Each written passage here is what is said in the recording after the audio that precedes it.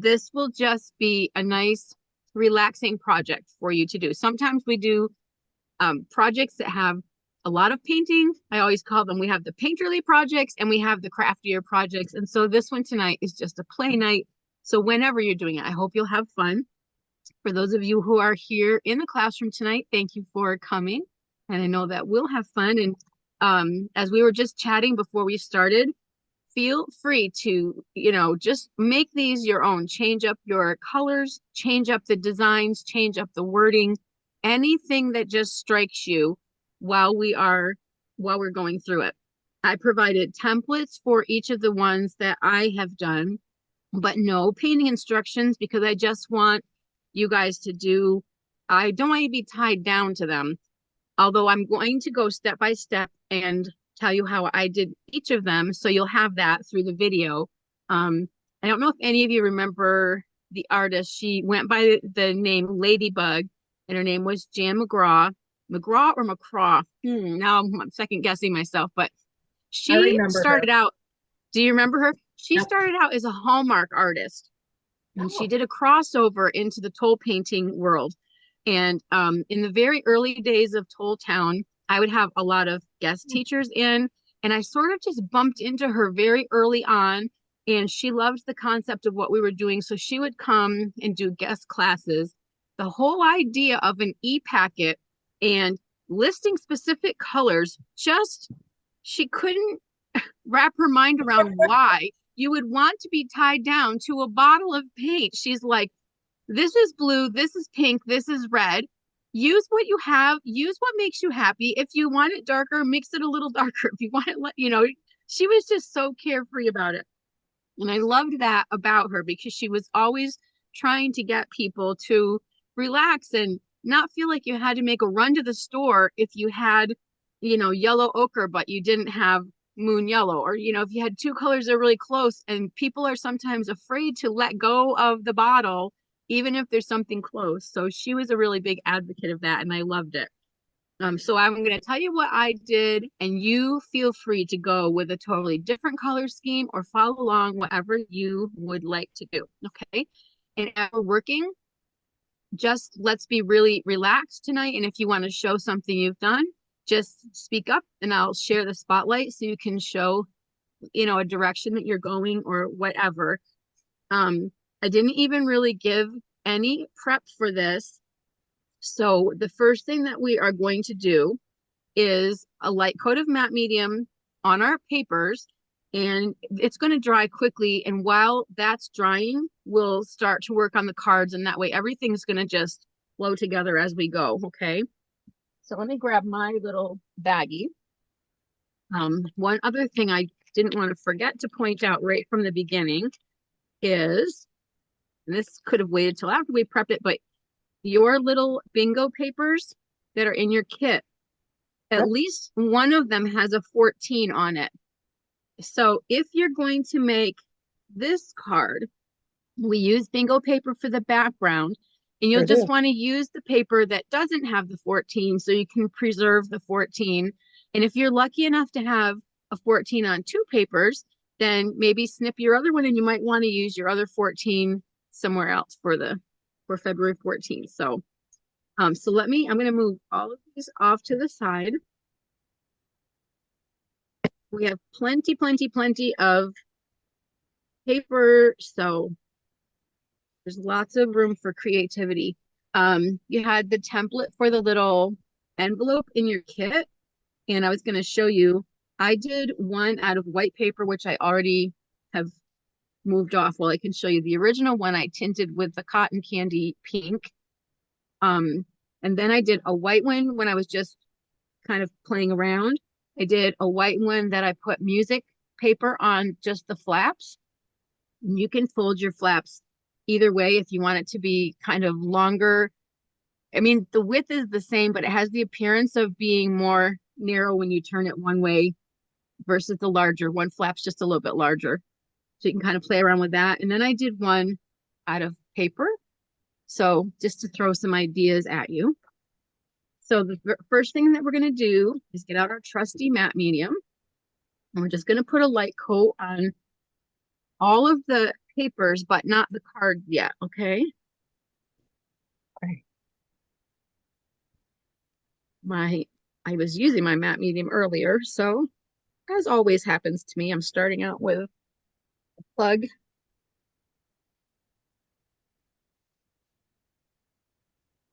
This is just real life, real life with Lori. That's what we'll call this. And some of these we may end up tinting other colors as we go, but by getting the matte medium on first, everything's prepped and ready for whatever we may want to do. I'm just going to grab a scrap. I've got a new messy notebook here.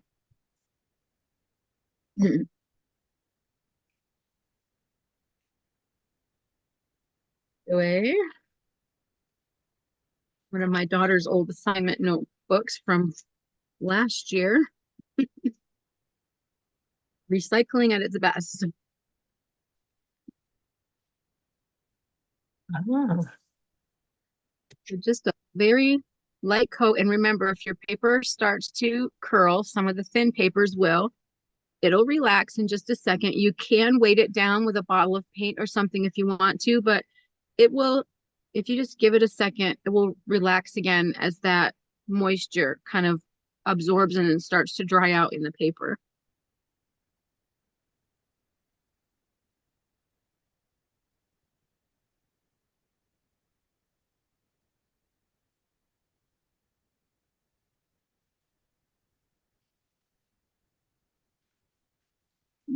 Dictionary paper and opera pages.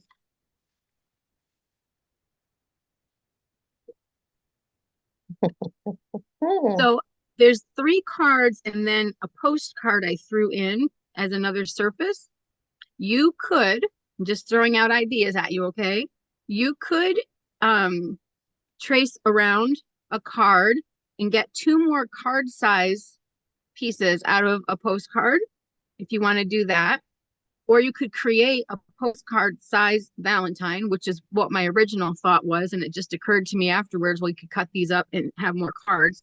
You could use cardstock as your base or some very thin cardboard as your base and then keep building, because I think there's paper enough to do more than just 3. This out of the way. That's so tiny. Need bit of that up.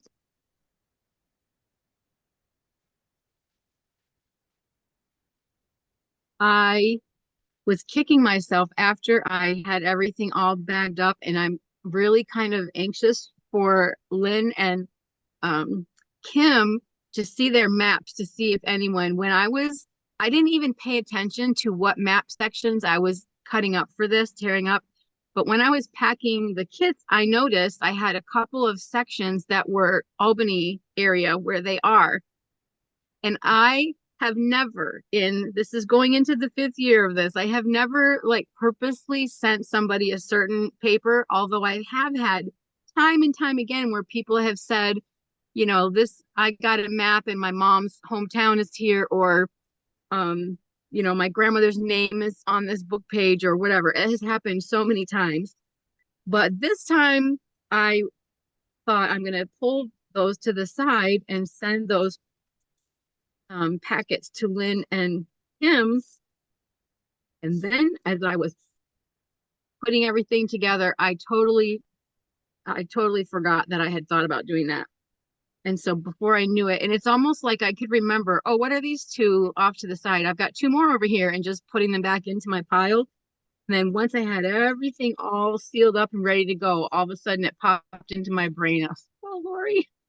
So if by chance they get those, that will be beyond amazing.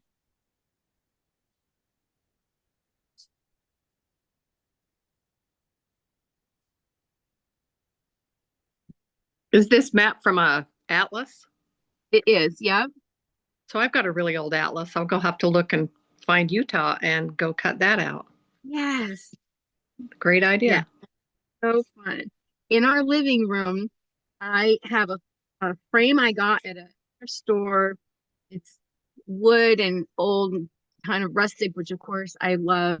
And I took one of my old atlas pages of New York and trimmed down the area that we live. So I got our county and into the Adirondack Mountains, and then I drew a heart on it around our whole county. So it's kind of in proportion to the size of the map. And then I have that framed on the Oh, wall. The whole wall is for our family. Um, it's so funny because one of the things it's like a gallery wall. You know what? It's got like little bits and pieces yes. randomly on it. So one of the things also on there is just a rectangle. It's painted like an off-white color, of course, distressed. And I made a stencil of the number 5, and it says 5 written across, and then it's a big 5 because there were 5 in our family. My son got married in September, and at Christmas time when I was decorating, I don't even know how long it had been done, but one of the kids cut a piece of paper the same size and made 6 SIX and a 6, and they taped it right on top. Awesome. I felt bad that I didn't think to do it. And so it's still like that because I think Lydia did it. Every time I walk by it, I smile.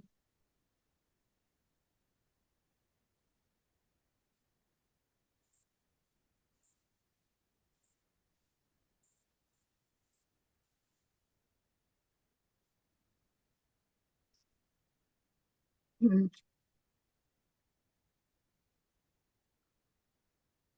I'm at my daughter's house. This is Marilyn because she's on her honeymoon. She just got Oh, yeah, she just got remarried, so that's been fun. oh, nice. Oh, well, congratulations to your daughter. No, they're off in the sunshine, and I'm in 9 degrees. Are you getting a warm up in the next few days? Where are you, Marilyn? Utah. Oh, that's right. You said that a few minutes Yeah, ago. Sorry. we're So gonna my get an brain is atmospheric. really out. Yeah, we're gonna get an atmospheric river, so it's gonna bring a lot of water, and we'll take it. We have not. I have.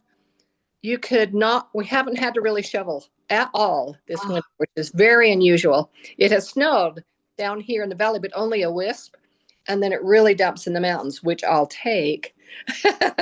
yeah, up there. Up there. We are having one of those old fashioned winters. We have so much snow. It's crazy. And we're supposed to get snow tonight, tomorrow, Ugh. and Friday, but then Friday evening into Saturday, we're getting a big warm up and Saturday rain after all that. So everybody has been frantically shoveling roofs so that you don't get that icy, Oh, and I know. I hear. because then it's going to get cold again. So, Ugh. Here in Ohio, we've had a lot of snow too. My husband's had to do the snow more this year than he has in the last 10 all added up together. Wow. oh, wow. Wow. And then we had like an ice storm last weekend. We still have ice. In fact, I had a package delivered and the camera caught the guy. He stood on the other side of the ice and pushed the package Girl, no kidding. because Oh my goodness. he can't get close to our house because close to the house, the sun doesn't hit it. So the ice a week and it still hasn't melted. And Ooh. now we're having more ice coming. Oh Oh no. no. Well, if it Oh, stays this cold in Utah and it rains, it's going to be ice. yeah. Well, we've had the ice. Terrible. For your cards, we are going to put matte medium, but before we do that, just lightly sand the surface so you can get rid of a bit of that shine. Oh, okay. Anytime you're going to use a glossy, you'll notice that in your kits, the paper that I send is almost always matte paper. Like there's magazines out there that have glossy pages, and I just don't buy them because we want things to adhere, and the matte finish is what really helps that. So we're going to bypass that with the matte medium, but to help it along, we're going to just give a light sand. Is my video going really fuzzy on your end? Only every so often, like if it tries to focus like on something, but it's doing well. Okay. For some reason, the face cam part of mine is really digitized on my screen. I don't know why. Now that you said it, it does it.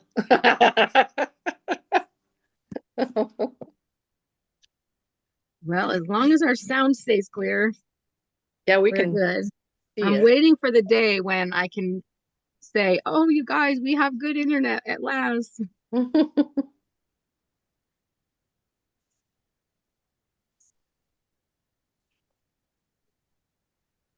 Your postcard, you may not need to sand, just check it. And if it has a glossy surface, then you can do the same thing to your postcard. The one that I have, and I just randomly pick my kits from the bin, and this one is kind of like a linen feel and it's matte. So I'm not going to sand this one. But if you happen to have a glossy postcard, go ahead and give that a light sand also.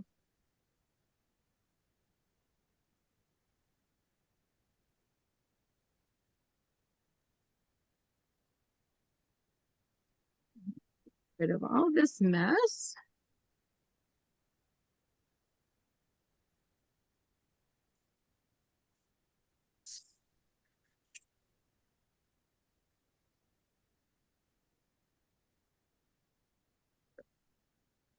I have my Girl Boss fuel cup for tea tonight, but I'm not feeling much like Girl Boss tonight.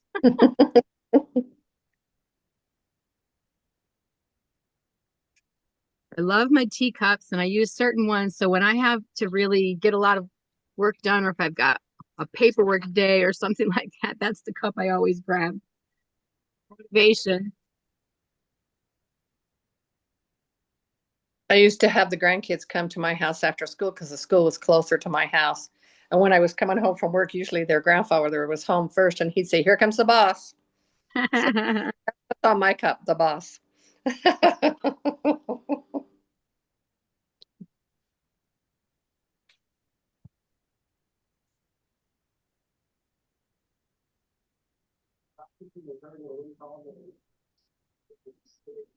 I did not do anything to the back side because I wanted to see that vintage card. However, you could cover your back with paper and collage that also, or put a special message on the back. So that gives you kind of another play surface if you want to. We had some people in and out of the lineup because of people. We had to play with different people, and I didn't think we handled that. And everybody has a card with a heart in your kit. And so just kind of keep that in mind also as you're deciding if you're going to do, for example, this one where we're covering the whole background with the scumbling, then you probably wouldn't want to use that heart card because that's going to be completely covered. I used mine on the one with the frame, and I happen to have the Queen of Hearts on here, and so I left those corners exposed. On the bingo card, if you wanted to use your heart, you could cut this bottom corner away from the bingo sheet so that your heart comes through as another layer. You could do that on any of them. Okay, so these are coated. And let's start with this one.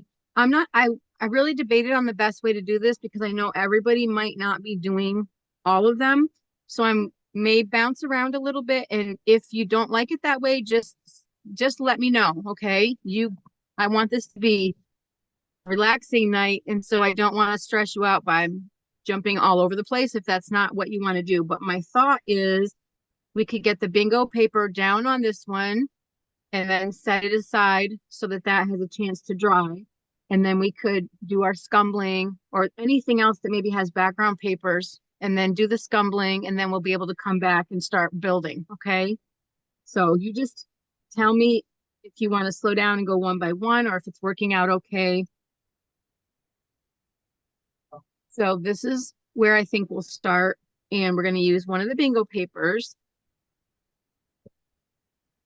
So I'm going to use my pink one because it does not have the 14 on it.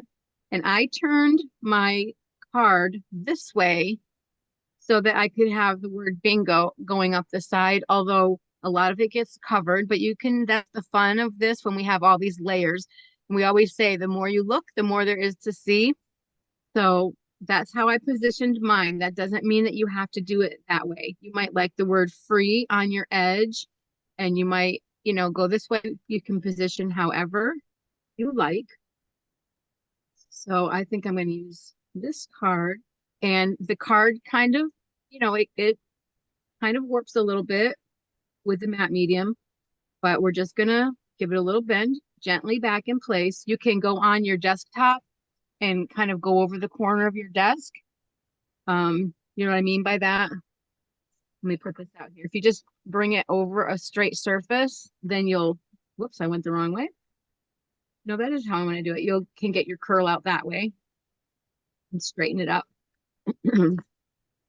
So I cut this blank edge right off, or you could tear it if you want a more rustic finish.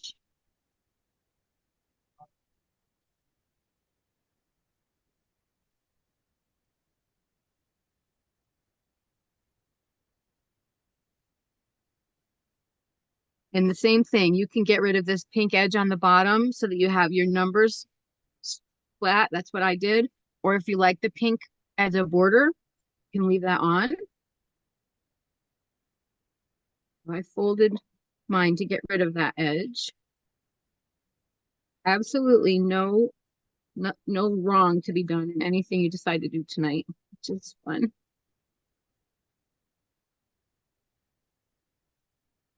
I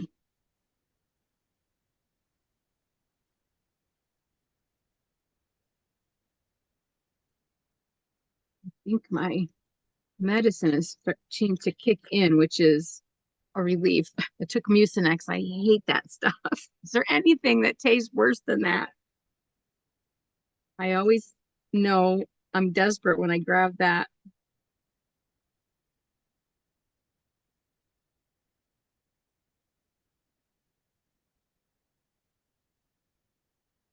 You can tear or cut.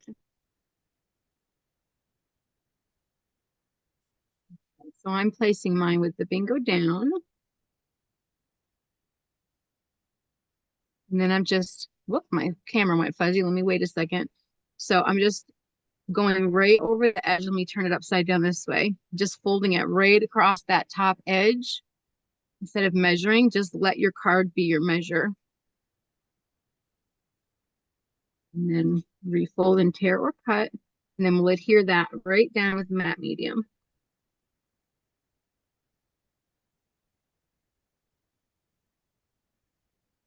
Kind of like getting the backgrounds on, and they kind of sometimes guide you which way you want to go.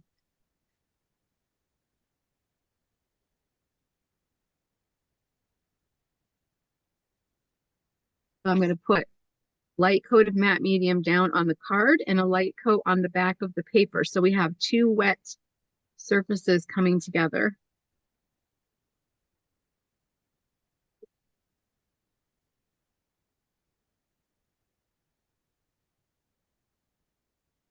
And then just don't push down until you have checked your edges so you can make sure you're lined up. And then, especially with this, because this paper is so thin, just gently kind of give it another lift up unless it has stuck really fast. But this way, you can make sure that you don't have any air trapped underneath. So I'm going to use my brush now and brush always from the center out and down and up, and just work your way from the center towards the edges.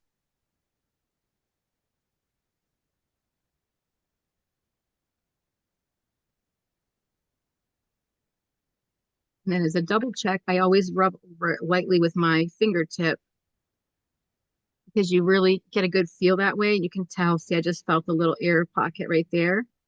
And then you just kind of squeegee that out. And excess medium will come out, or air sometimes will come out. If you're ever doing this part, rubbing it, and you're getting kind of some friction between your fingertip and the paper, you can just touch your fingertip into some matte medium, and that will give you that glide back. You don't want to rub it if you're getting friction. The sealing the paper with a matte medium helps to avoid that, but this paper particularly has a lot of fiber content to it. And then, of course, our baby wipes.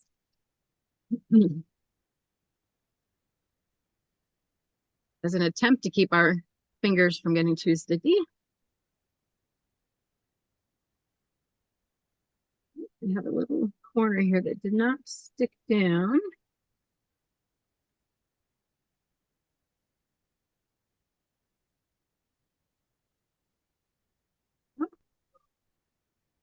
Once it's had a second to sit, you can just check.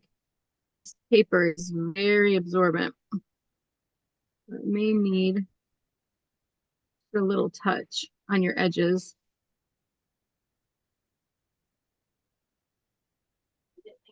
The great thing about matte medium and the fact that we can keep layering it as we work, you can always go back and add it. There's never a point where it's too late to adhere something because of paint or any other medium that we've used.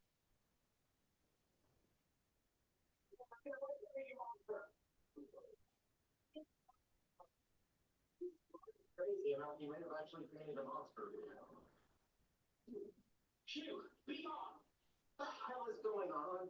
There's a bird outside the window, and he won't go away. That is the hell. The card that has Be Still My Heart. I'm just gonna tell you where we're headed, and then we'll slow down and see if you're with me. And again, you feel free to do, any papers that you want. I used music paper on half of this, and then I used dictionary paper on the bottom half, which the music paper I tinted with buttercream and then did some raw sienna so that the heart on top of it, which I left just the natural paper, so that would kind of pop off the surface. So normally I wouldn't layer two pieces of music, one on top of the other, but for this one, I thought I liked it, especially with the white edges. But again, you could do book paper here if you want to have text instead. Your heart could be, red. We are tinting some of these other ones red and antique rose or blue. So anything you want there. So just choose two papers for the background of this one if you're going to do this one. And I just tore them in half and overlap them. So let me just grab this one where you can see it. I'm going to get this one out of the way.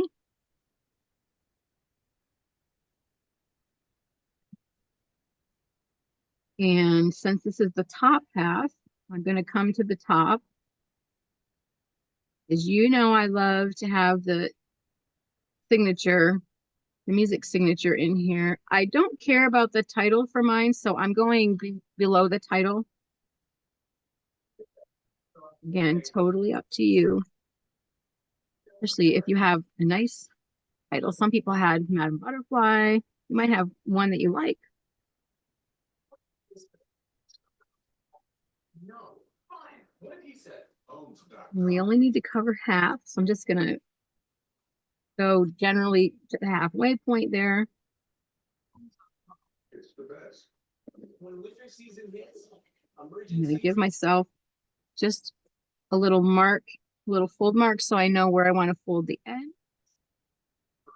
immune support, try emergency crystals. And then when you tear, remember that if you pull up on your paper, you're exposing the paper core, which this paper doesn't really have a different colored core, but sometimes we have paper that has really yellowed with age. And so if you expose the core, you get that really nice edge that's light sitting next to the darker paper. And if you pull down, you get a cleaner edge that's got less fiber. So it's all what the look that you like.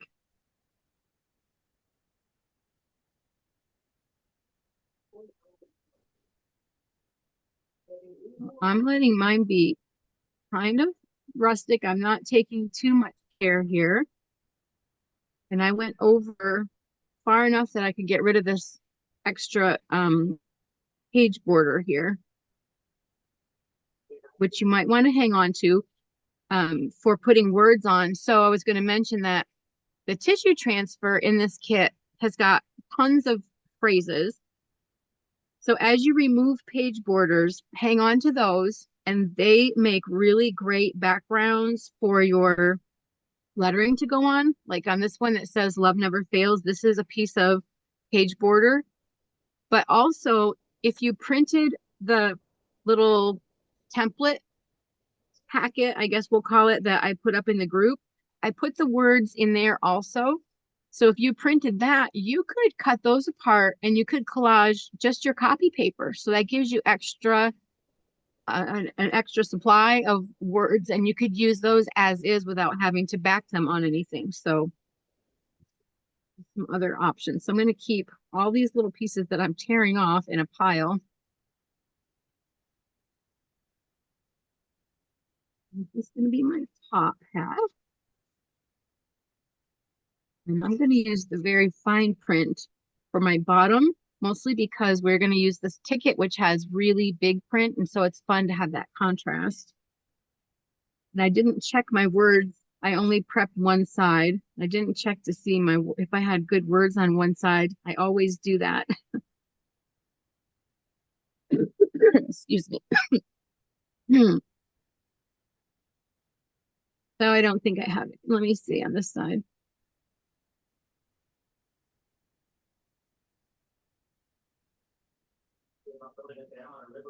I had gallant. If I was doing one for my husband, I could use gallant. I didn't think I see anything extra special.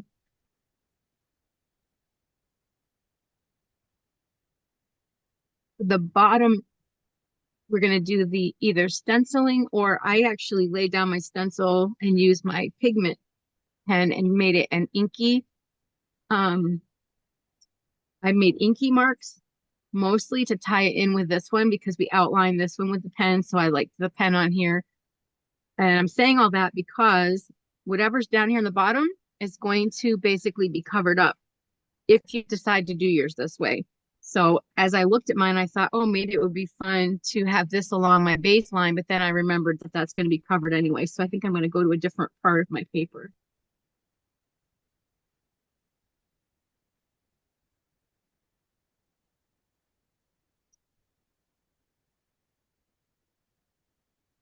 And I don't know, I posted a picture in the group, but let me show you the other ones. And that way, if you're having to decide what you're going to do, this is the one that is the frame. Boy, I'm hoping it's my computer screen, but then I'm kind of not hoping that it is too, but my screen is very strange. So this one, the center of the card is cut out to make a frame. And then there's a backing on here. So if you wanted to do this one and you wanted to cut your postcard up, that might be a good one to use because you'd have both pieces. And then this one we already talked about. This one is one full card. This one was just an extra one as an idea that I posted using one of the tickets to make. They came as there's a tag little template. And so you could turn a ticket into a tag and tuck it into your little pocket template. So those are, if you're trying to decide what you're going to do, those are the things I have ready for you.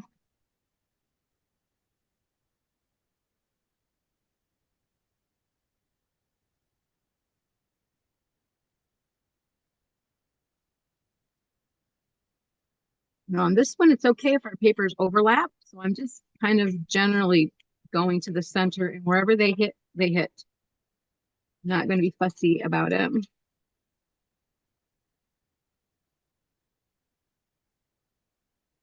I had a gargoyle on the back side. I don't think that's too romantic.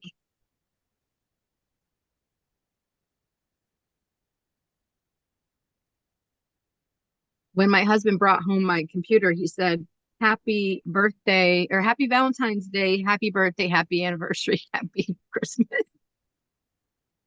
But then he still brought me home roses today. So I guess he didn't mean that too much.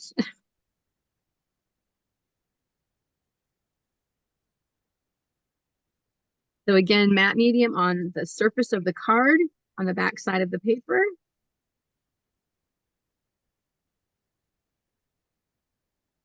And I'm not pressing down yet because I think I want my music. I cut that when I tore that has a little more of an uneven edge. So I want that to sit on top. I'm leaving that raw edge up until I get this one in place.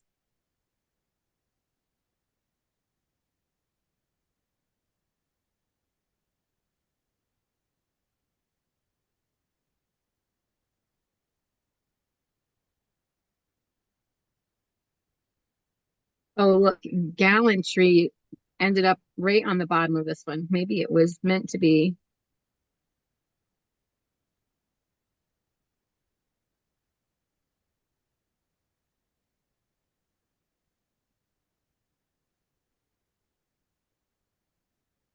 And then, of course, we're going to just gently rub from the center out to remove anything excess. And if you have paper hanging over your edges, don't worry about it. We can trim that or sand it off. Little air here. If you find an air and your paper is not really adhered yet, it's okay to lift it. But if it's already adhered, you don't want to pull it and tear your paper. So in that case, you can take your needle tool. If you have a air pocket that you need to get out, and you can poke a little hole in it and push the air out through the little hole, and it will seal right back up.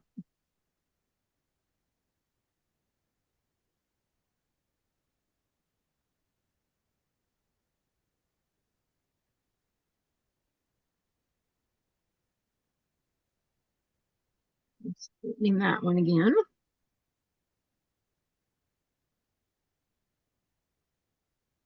So that's going to be, whoops, going to be that one, and that's going to be that one. I'm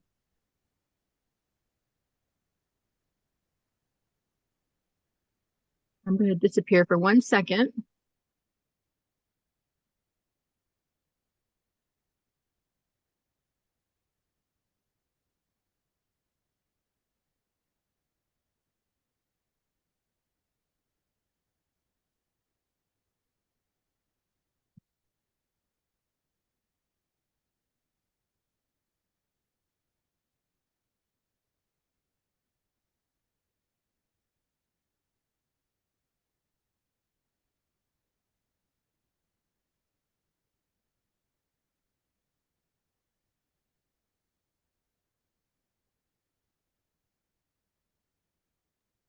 Sorry, girls. Thanks for your patience.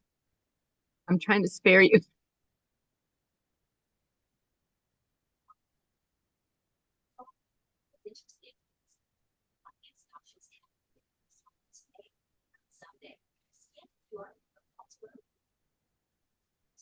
Okay. So are you still working on these two? Are we ready to go on to another? How are you doing?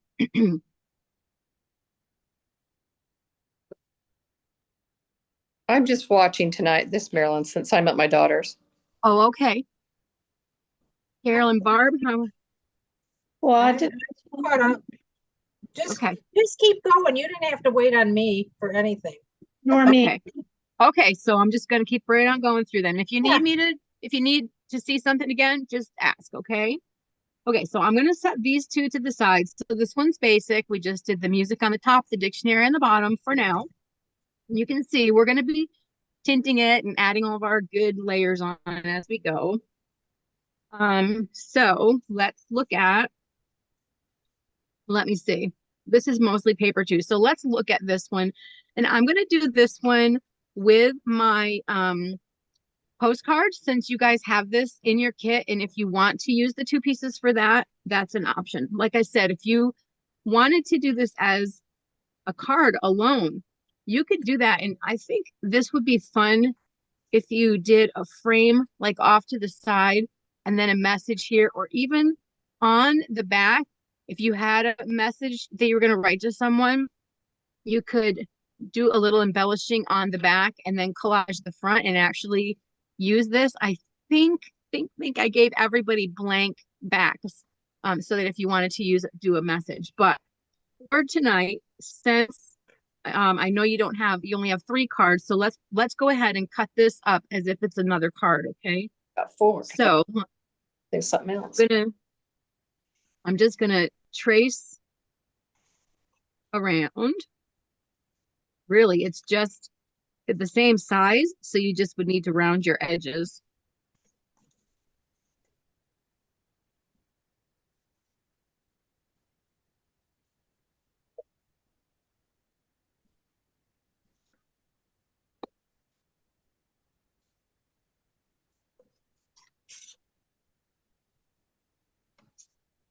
So I'm gonna cut that so that I have two that shape.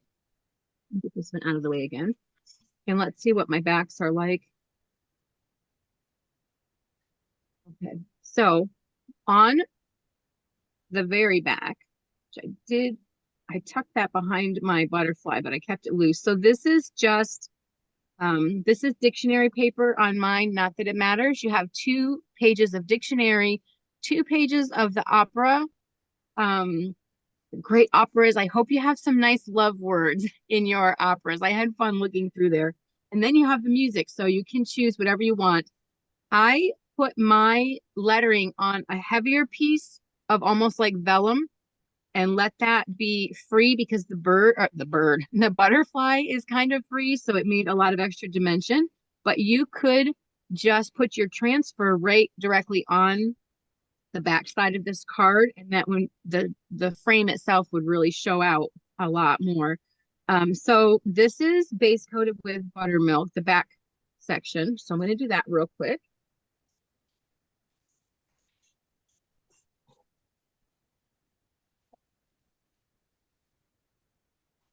That way I can just set it aside to dry. Oh, this is tissue. Neat. Oh, hold on. Well, I'm committed to this now, but we're covering this. We're covering this with our paper. So it's actually the paper that's getting tinted with buttermilk. But I've already gotten this far, so I'm committed. So I'm going to finish this and then put my paper on. What paper? Oh, It's actually probably not a bad idea if your card has a really heavy print because it might show through the book paper. And so if we put a coat of buttermilk or white gesso or something, then your book paper won't have anything competing to show through. So it may be a happy accident. All right, so try that.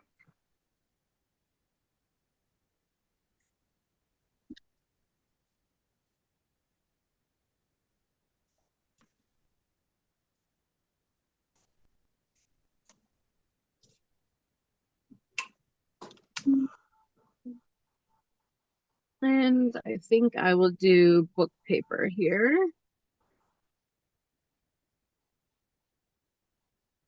Funnily enough, somebody's having a coughing spell in the middle of my page.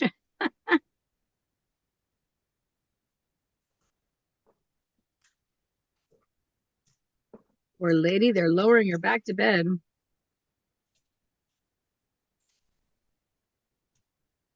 So if you start to work with a page and it's very fragile or especially brittle, and I should have said this when we were prepping it, you could always put another coat on the back side whenever you're prepping paper. Even if my instructions just say apply a coat of matte medium, we always put matte medium on the front. And sometimes I do say to do the back side if I know that it's something that's fragile, but if you just feel that it's fragile, just go ahead and coat the back. So I'm not going to tear mine. I'm going to cut it with scissors because it is a little brittle. And if I would have done matte medium on both sides, it would have made it a little more flexible. I'm going to trim this off. And again, we can really fine tune the trimming afterwards. This gives me, again, some nice page borders for a little bit later. And since this is going to be toned down, I'm not worried about the fact that this poor gal is having this coughing fit. It'll just make me laugh when I look at it and remember that tonight I was having a cough.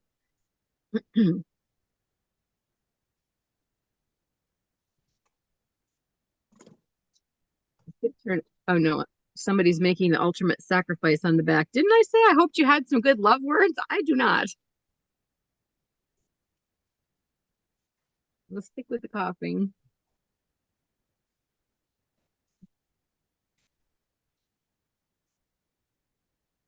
I'm just gonna adhere this one down. Again, I'm not pushing down on my paper any more than I have to so I can get it lined up first. That way everything is kept freed up. So just then check your edges. Then I'm gonna hold my middle down, lift it back up, and start brushing out from the center again.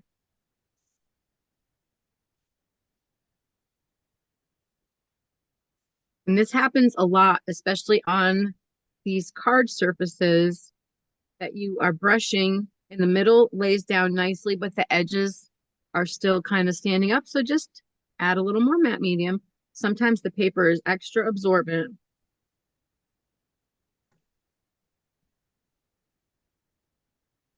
So I just always kind of lift and make sure if it's not adhered down, I just touch my brush to that underside and add extra matte medium. Yeah, I'm glad this page is covered up because there's weeping and this is not.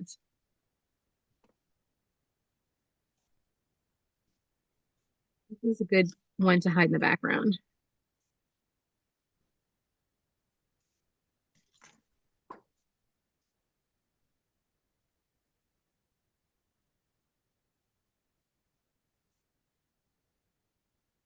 So some of the cards have this border printed right on them, like this Jack does.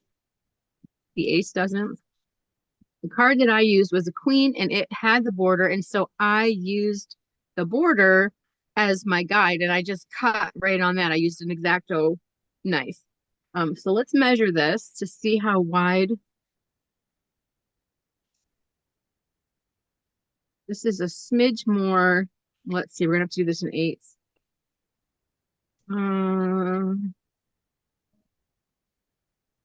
Maybe 5/8. It's a smidge more than a quarter of an inch. I'm gonna measure in.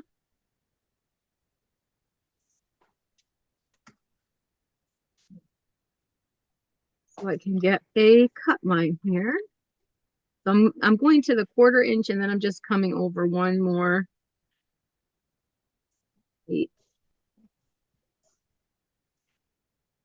And you can pencil it or you can just go ahead and cut it with your blade if you're brave. I'm gonna pencil. If I'm ever gonna make a mistake, tonight will be it.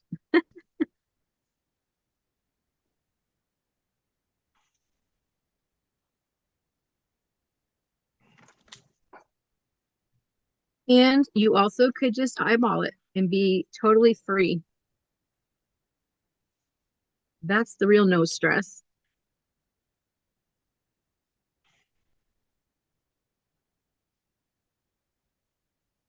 If I'm honest, if I was sitting down and I was going to make one of these for somebody on the fly, like kind of quickly, I would just eyeball it and go on my merry way.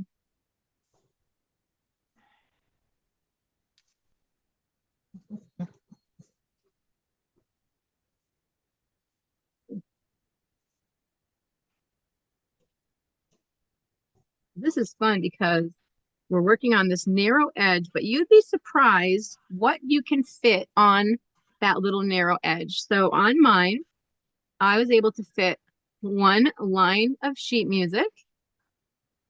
I was able to fit a piece of map. And I think I covered it up. I'm pretty sure on this one, it wasn't our state, but my parents got married in Clayton, New York. And there was another state that had Clayton, and it happened to be on my tiny little piece of map.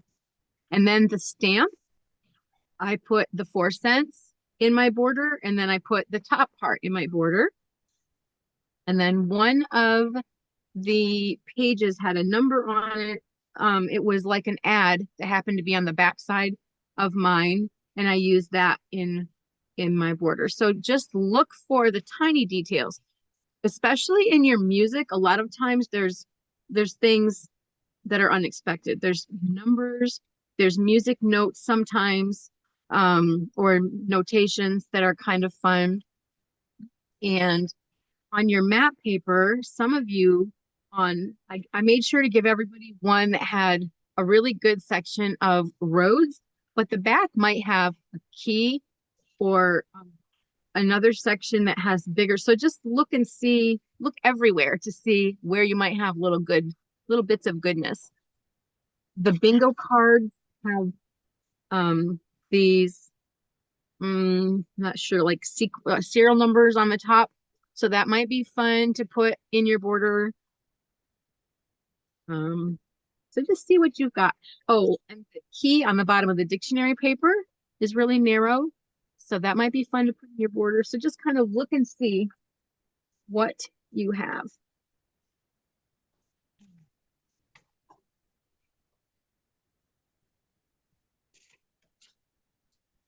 I'm just going to use my blade.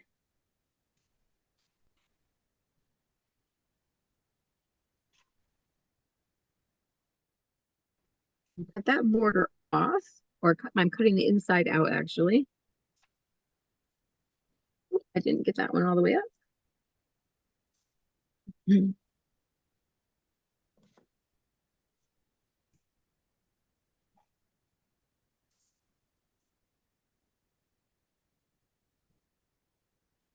And if you are using the postcard, then maybe the part of the postcard that you didn't use may have something good. Like if anybody's was postmarked, that's fun. I think everyone's was blank for this one because I wanted you to be able to write on it if you could, but that'd be something to watch out for.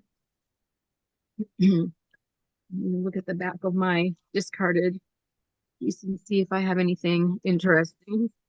Not really, but you never know. So my back is dry. So I'm going to go ahead. Remember, I said I was going to tint this with buttermilk, and then I went ahead and painted the card buttermilk instead. So I'm going to go ahead and tint this with buttermilk. And anytime we tint for the print to come through, we want to have a little bit of matte medium in our brush so that the text shows through. So we want that transparency. That's what the matte medium gives to us. So just picking up matte medium in my brush, and then I'm going to pick up the buttermilk. And that's just going to mute this down.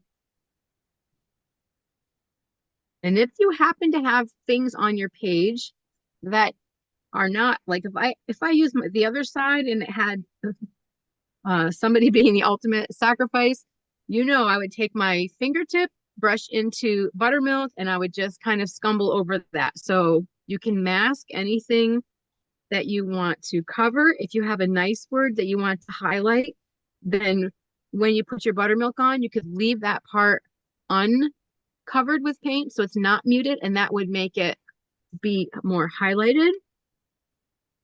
And even though we're putting something on top of it, it's a fun little surprise.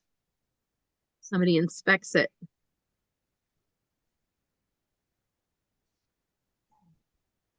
Okay, so that's going to be the back piece. And I'm just going to start looking for, and I love the music up there, so I'm going to do my music line again.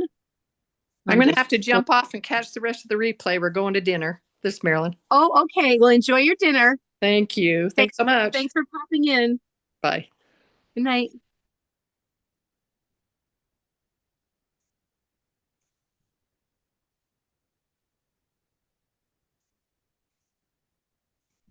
I can see, I'm going to tear off the extra, again, the extra white space.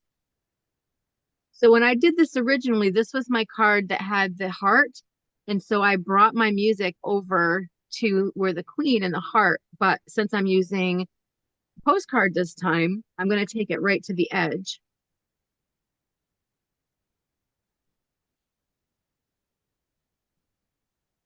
So I'm going to just line this up and then hold it. And it doesn't have to take up the whole top edge. I'll end up covering this. So on this one, I have music paper, and then my map comes up and overlaps it a bit. So, keep things interesting. And let's see what I have here. I have Virginia. So I have Roanoke and Lynchburg. Nothing that Let's see, nothing that I think is anything personal to me. Rocky Mount is on here, so I may use that. Years ago, we would travel to Florida when both of our parents were there. Phil's parents had a retirement home down there, and my dad was still in Bible school, and so they were in school down there. And so we always would make, we didn't have any children yet. We'd make the drive in 24 hours whenever we could. And Rocky Mount was always our halfway, get out of the car, stretch your legs, grab some caffeine, and hit the road again.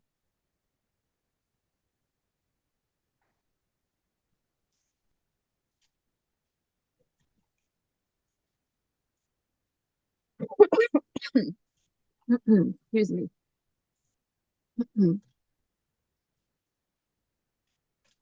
Okay, so let me see where I'm going to fold this.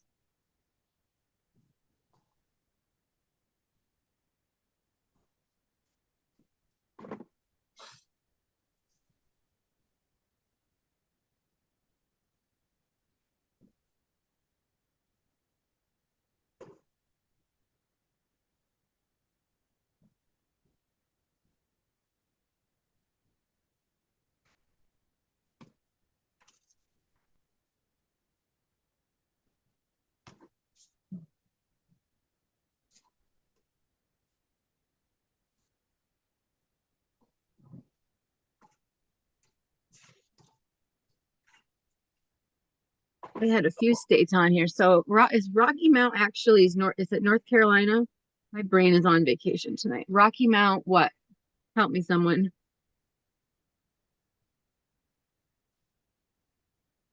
Roanoke, Virginia. I've just torn mine up so I can't see where I'm at.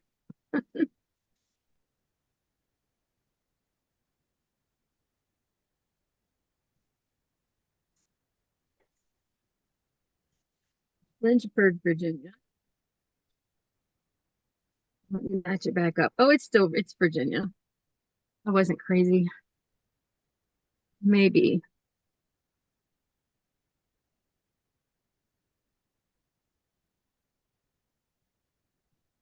Okay, so I think I'm going to carry that to here. I'm kind of recreating mine the way that I had already done it because I like the layout. I like having the stamp there. So let me grab my stamp. That's in our little baggie.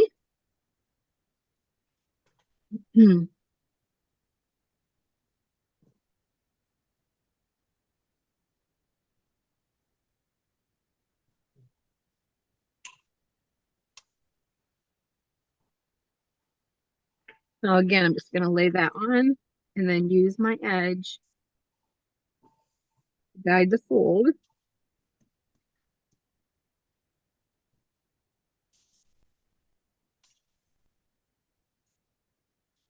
Either tear it or cut it.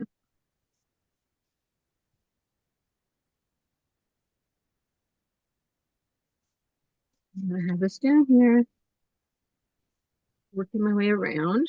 And you can adhere this as you go, or just kind of get your pieces lined up to see what you want to do in the meantime.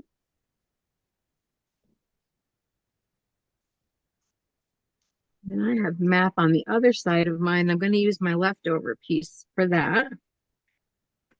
And let's see. I like the idea of the bottom of my dictionary page going on here.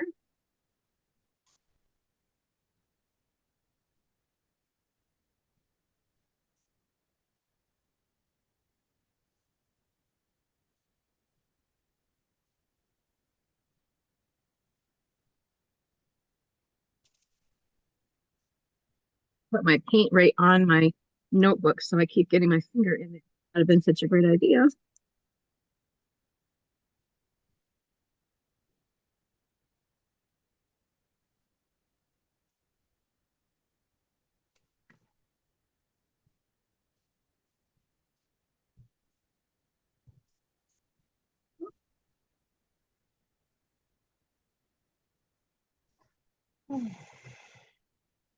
Our last class, I adjusted my camera so that I wasn't reaching so far into my desk. And I think the little screw that holds that is loose. Because tonight, here I am reaching way in there again. I don't mean to go out of your vision, but I look up and I'm like, oh, I'm out again. Okay, so I'm not sure how much of that I'm going to use, but some of that.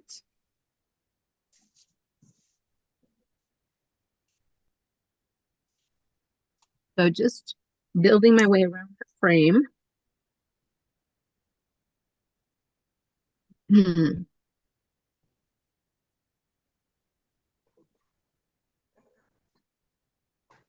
to see if I do have any nice words on my opera page. About the other one. Oh, I have a ray of sunshine. That's nice. A ray of sunshine falls upon Mimi's face. Oh my goodness, that has to be it.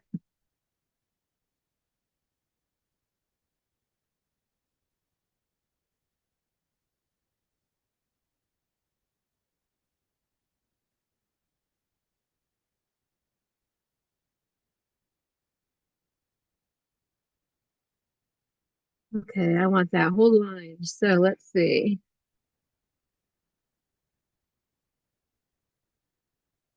This time I'm going to mark it for my fold because I don't want to lose any of that. So I'm just going to lay my frame right on there.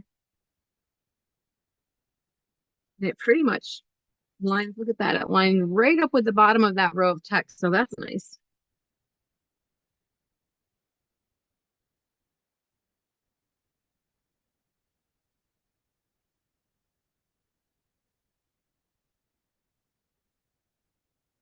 Hmm.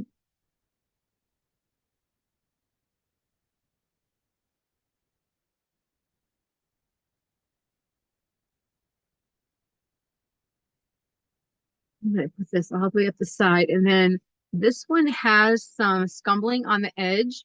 So I'm going to put my words on edge like this. And this one has, I think that's, and then different opera. Not even the same one. This one is La Boheme. I never want to say that correctly. And my other one is Puccini. And forgive me if I slaughter these. I am not a cultured opera girl, if you haven't guessed it by now. Um, so they're two different operas in there. I have sickness in both. So I'll cover up illness on my border here, but I want that whole line. I love that. Okay, so I think I'm ready to start adhering these pieces down and we'll see where we go.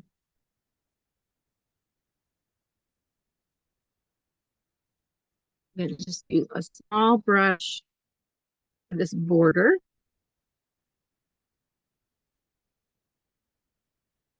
And the one that says the ray of sunshine is my favorite out of everything. So I'm going to put that on first and work my way from there. And that way I know I'm not going to cover up anything on that line that I liked.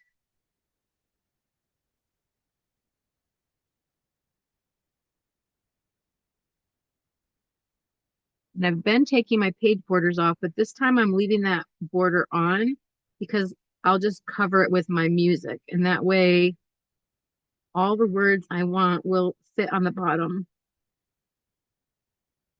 or fit along this edge and not be covered.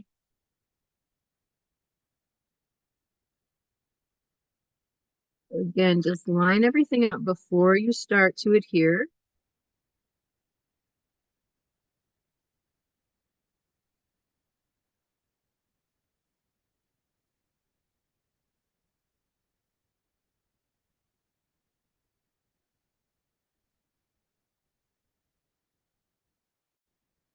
Even though these are little, you still want to do your little squeegee so you don't have any wrinkles or little bubbles at the end, which they will, even these small pieces.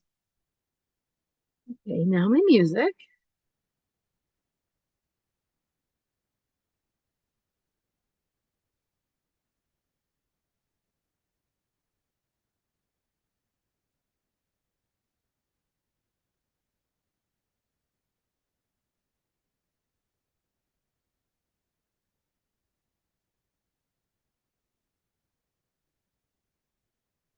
And I have a torn edge that's hanging off.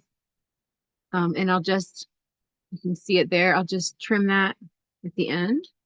So I'm not even worried about that.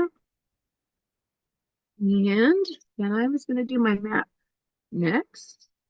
I think I'm going to tear this kind of at a bit of an angle. So everything's not just straight end-to-end cuts.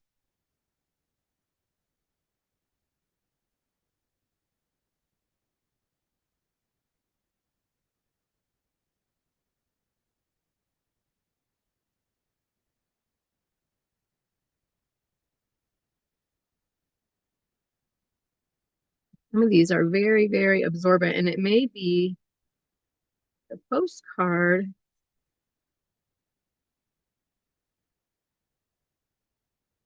also. So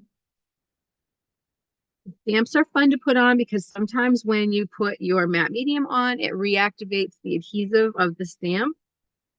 Also, just check the back of your stamp to make sure there's not a little thin piece of tissue on the back. Some of these, when they come out of stamp collectors books, the hinges are, it's not tissue paper, it's glassine. So sometimes there's a little thin piece of very old glassine on the bottom. So just make sure that you're not gluing glassine down because then your stamp may fall off.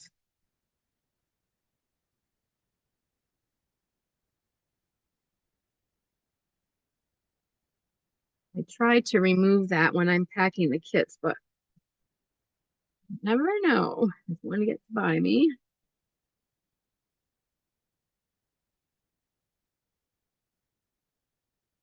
I'm trying to get that textured edge of the stamp to show up on mine. You could trim that off, but I like that little detail.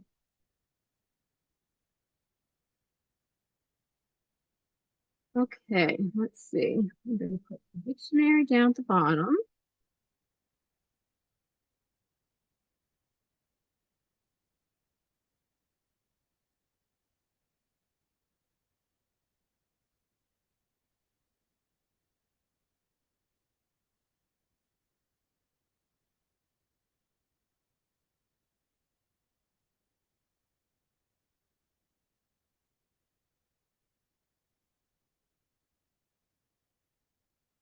Again, I've got some extra paper hanging over the edge, but no big deal. I'm just going to trim that, and I could do it at the end. I'm going to trim that one now so it doesn't get caught on anything. And I have one little opening over here. So let me see what I want to put down there. Maybe another little bit of music. I have the treble clef up here in the corner, so maybe I will. I had a 14. I'm always looking for stanza 14. I have 9, 10. Oh, I do. Okay, so I just found my little bottom corner.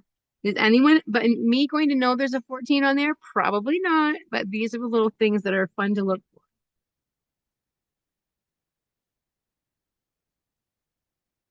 So I'm going to tear mine right along that edge. Actually, I'm going to snip it so I don't accidentally tear my 14.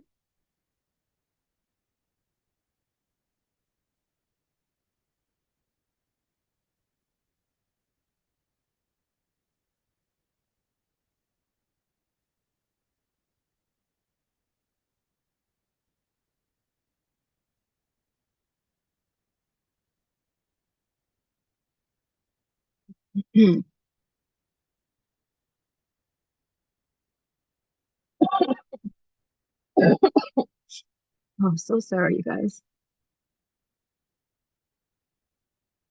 Let me show you this, and then I'm going to turn my sound off again for a sec. There's my cover for my frame. I'm going to do that on there so you can see it.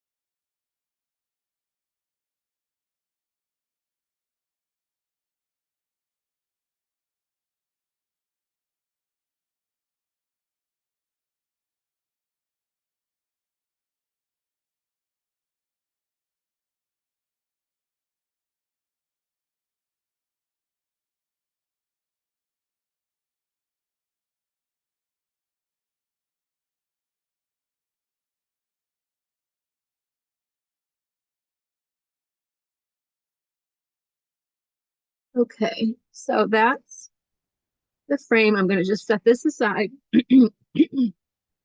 So that will dry. So these are the two pieces that go with this one. So now let's look at Love Never Fails. The reason that I wanted to wait until I do this one last was that way we have all of our important pieces and our special pieces chosen, and we still have lots and lots of paper. So I have an entire dictionary sheet I haven't even used yet. I have almost a whole opera book page. I still have a little bit of music paper and scraps. So we're going to use our scraps for a couple of things here, but the most important thing is that the scraps are used for these little flowers, okay? So the big piece is your heart. So just you can decide what you want to make your heart from, whether you want to use book paper or you want to use dictionary paper. So since I have a whole sheet of dictionary paper, I'm going to go ahead and use my dictionary paper for this. There's templates in your packet, so you can use your template, or you can just cut, you know, when you were in grade school and you did the Valentine hearts. So from the dictionary page, we only need one column to do this. So I'm going to just split mine. And I'm just going to get a general idea how big this is. I don't want the top because that's just blank paper. And again, saving all those page borders for when we put our words on. So I'm going to line that up with the top of my heart, and you would be doing this on your template. And then I'm going to fold the bottom edge where the bottom is. And yours doesn't have to be exactly like mine, of course. So I'm just going to fold this in half, and I'm just going to cut heart just like we did in the good old days.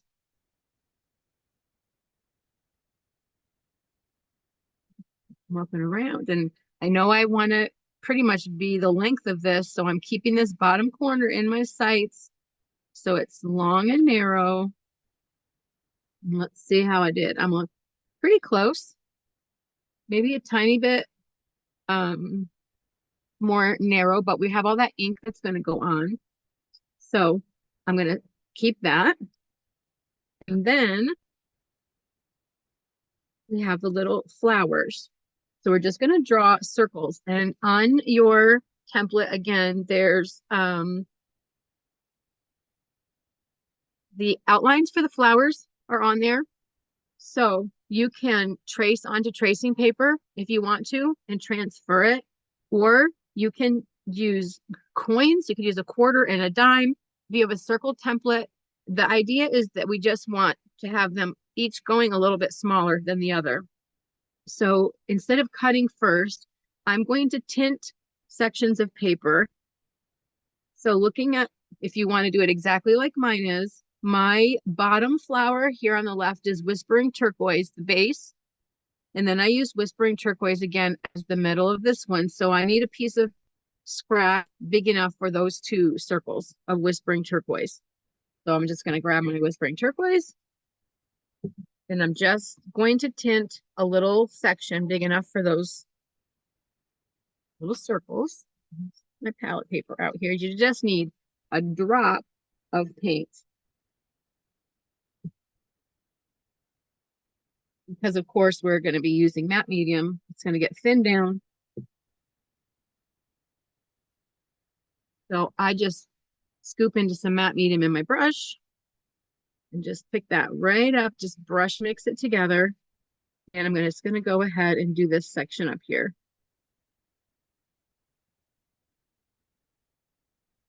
And I think I should have given my paint a little more of a shake because it was a little thin, like the binder. So I'm going to just let that sit for a minute, and I'm going to repeat that. I do want a light blue, but maybe not quite that light. And then the center of this one is, I use Desert Turquoise. It's the only spot on these flowers. So again, just a tiny Just need a tiny bit.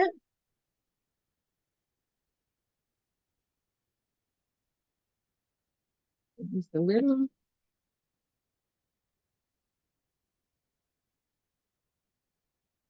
And you can switch to other papers. You don't have to keep using the same paper. So there's some big enough for that one. And then the middle flower, I used Antique Rose for this one. Yes, Antique Rose. Because the heart has vintage pink at the top and country red at the bottom. And they're kind of like together like an ombre. And so the Antique Rose goes down at the bottom and it should sit against our country red. Really got more than I needed, but we'll use this color on the background also. So again, we only need this for one little circle. So I only need to do one section here.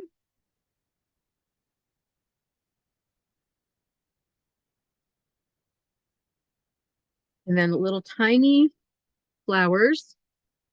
We have a matcha green circle and then vintage pink.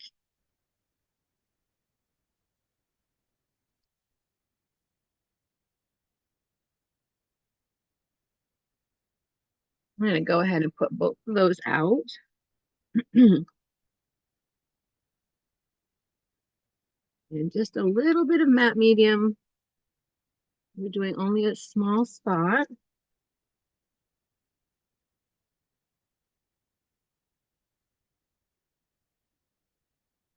Then I'll go back up and redo my whispering turquoise that's a little too pale.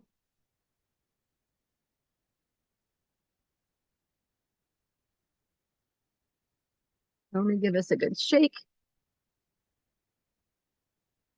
And I'm going to try this one again.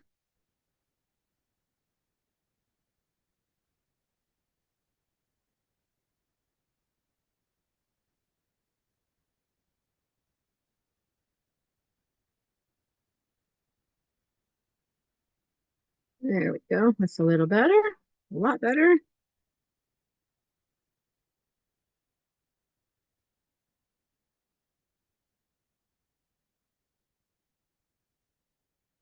Okay, I'm going to slide this off to the side, and then that heart that we cut out,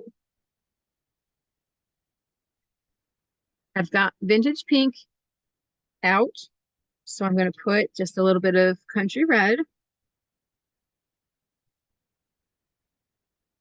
And again, I'm just saying, you don't have to do yours, you know, exactly like this. I'm showing you how I created the samples, but feel free. You change yours up. So I'm going to pick up some matte medium. I'm kind of corner loading in the vintage pink so that my loaded edge is at the top of this heart and the clean edge at the bottom so that I get that fade of color like we do, you know, when we base coat a canvas or something like that. So I'm just going to bring that part way down, quickly working so that it's not drying out on me. I'm going to reload my brush in a little matte medium, pick up country red, same thing on one corner, and then I'm going to go from the point up, get a little more on my brush, and then I'm just going to let these colors mix together. And you can bring your pink down into the red or your red up into the pink, whatever you like better.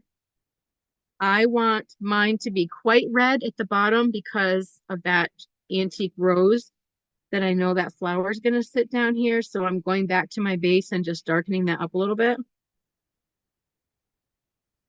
And then where the colors meet, if you want that softer, you can just double load your brush. Line it together and go right across that point where they meet. And just with pressure on your brush, force those together and then see how that just softens it up. And you get that nice fade from the light pink in the one corner all the way down to the country red in the bottom.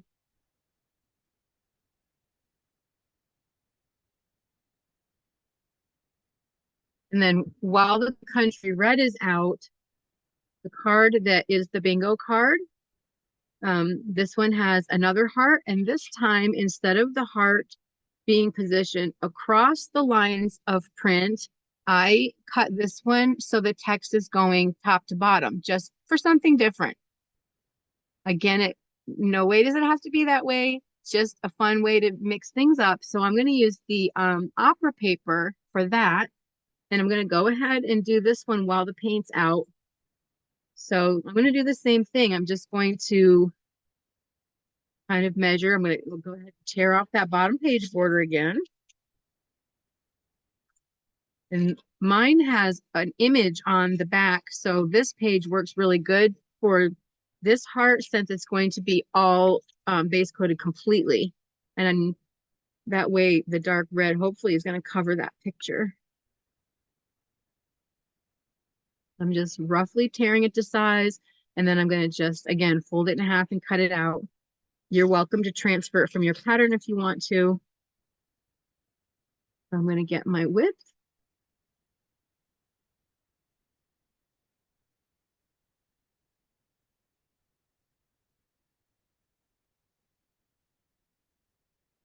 You know, this is a lot of playing because I don't know about your desktop, but mine has, I have paper everywhere, which is always fun for me. Excuse me. Okay, so I'm going to line up top. You would be doing this again on your template. And then I'm going to just give a fold where the bottom. So this is the size of the heart. I'm going to fold it in half and cut this one out. And so this one has a little bit deeper point down into the inside of the heart. And so I'm just noting that, and I'm going to start a little bit lower than maybe I normally would. Right to the edges. And then again, just keeping my eye on that lower point so that I end up there with my scissor. And we could have tinted this paper first and then cut it.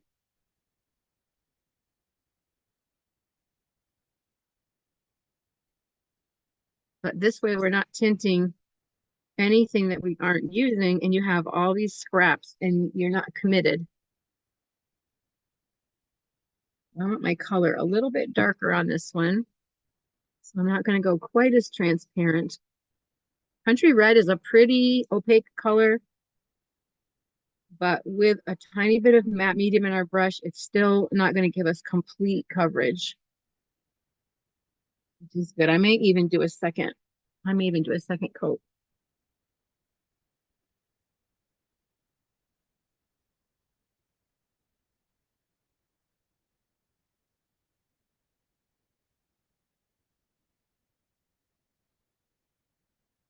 Alrighty, so quick cleanup. I'm just going to get my scraps kind of picked up here.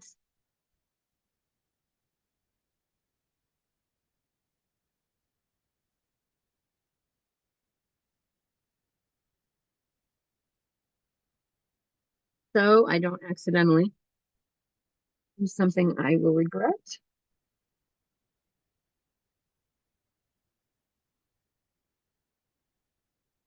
And almost all of these little things I just save. I mean, maybe not the teeny, unless sometimes you're picking up and the little teenies have something good on them.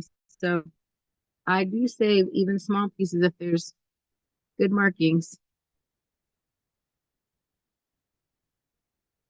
They'll have part of my stamp, so that's fun. I might be able to use that somewhere.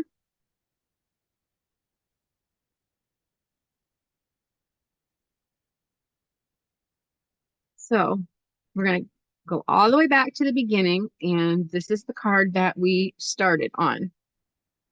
Okay, so I'm going to, this one. We'll have that little bend, so every little bit I keep flattening that out. So I'm just going to do a trim around my edges. And again, if you realize that you've got any edges that are not adhered down, you can still just touch it with matte medium. And if you like a more rustic edge, you could also sand your edges. I love to sand the edges because it really merges the paper with the edge of the surface. Okay. So I'm going to use white gesso and tint over this with white gesso. And I'm also going to have some desert turquoise ready. And I'm going to thin it down. And so this is from here on, really, you guys do whatever you like in your background. So I did white gesso on my background, and then see this light blue here and down here. I took a very loose mix of desert turquoise, laid it on the top, and tipped my card and just let it run wherever. And then once it sat for a few moments, and I'll show you this, then I took my paper towel and kind of lifted it back off. And then I used a toothbrush and just kind of spattered that. So that's what the effect is in the back of mine. And then the bubble wrap and all of that. So that's the direction that this one's going. So I'm just going to grab my gesso. And of course, this is going to be, again, applied with matte medium in the brush so that we keep it transparent, because we don't want to lose the word bingo. We don't want to lose our numbers.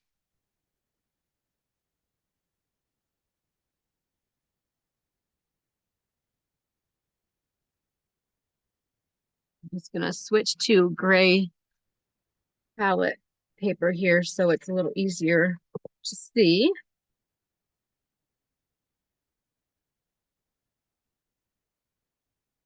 I'm just going to scoop a little bit of white gesso out, and this is media white gesso, but use whatever you have on hand, totally fine. I'm going to pick up just a little matte medium in that same brush, and I'm just brush blending that right together and cover this whole card.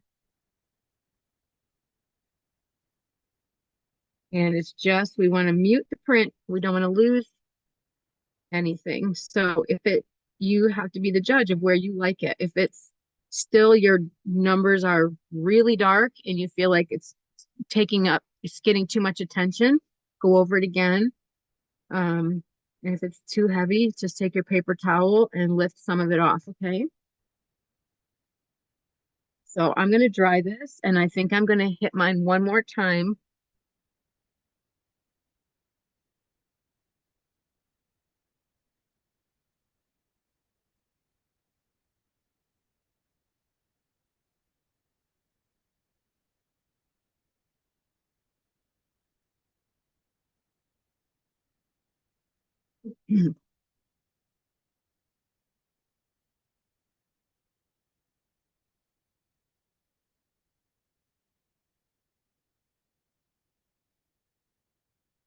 That's better to me. I can still see everything through, but now it's really down there in the background.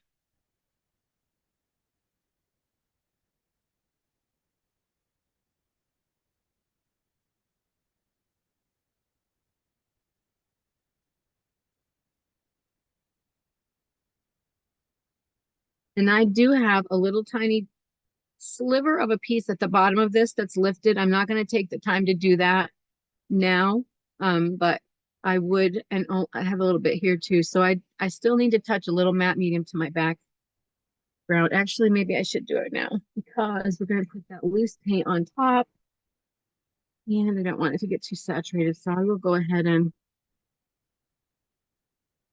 down. And this is one of those places where we've talked about before, the different tools in the toolbox. So if you are struggling for a piece to lay down, you could grab soft gel, and in an instant, this would be down. This is going down now, so I'm good. But if you ever have a piece that is being a little stubborn, just go to your next tool. So this card, I may not, I don't know. No, I'm still, so I am gonna get my soft gel.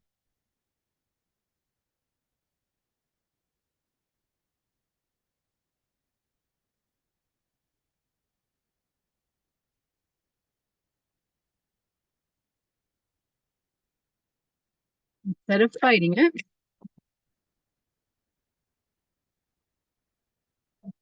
dab a little of that on my fingertip.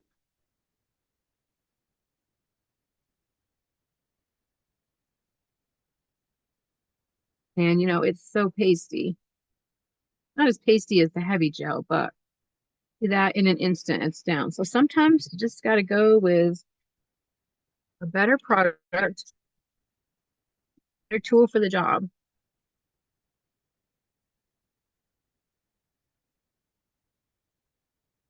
Okay, so the white gesso is matte. I'm going to be putting my thinned desert turquoise on here, and I want it to run. So I'm going to put now matte medium as a barrier. I want the desert turquoise to show up as drips, not stain into the white gesso. So by brushing matte medium on here, now I have a barrier and it's not going to absorb into the white gesso. It's just going to drip down.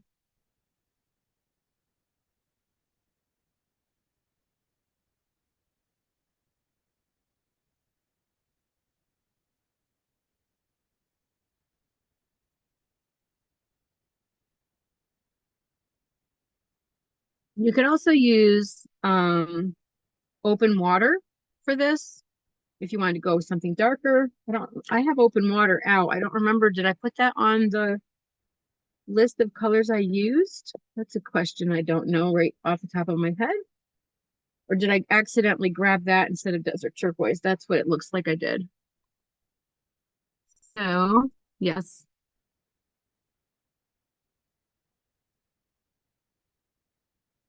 And we're not normally putting water, but this time I am doing this with water. I have my paper towel on standby. And we have that several coats now of matte medium, so we're protected. So I'm going to thin this down so it's very inky. I'm stirring a little water in, and then I'm just kind of lifting it to see if it's dripping down my brush yet. And it's still clinging there pretty good. So I know I want to go a little thinner. And then when it starts to be puddly, I'm going to go even a tiny bit more.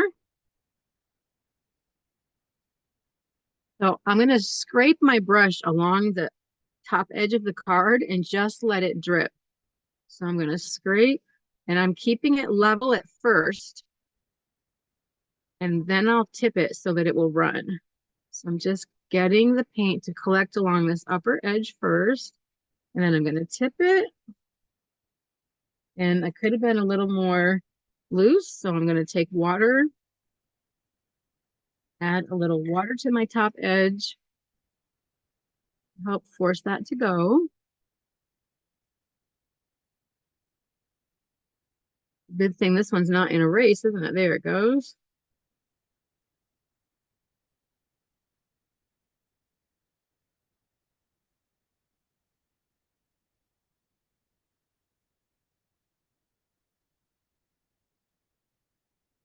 And I'm going to lift most of this off and add tinting to the bottom and top edge. So I just want to be able to see some of these drips all the way to the bottom.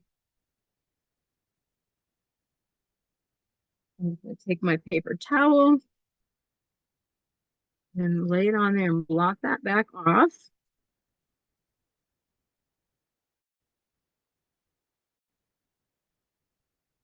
And you can take off as much or little as you want to. I just want to have this paint drips in the background there.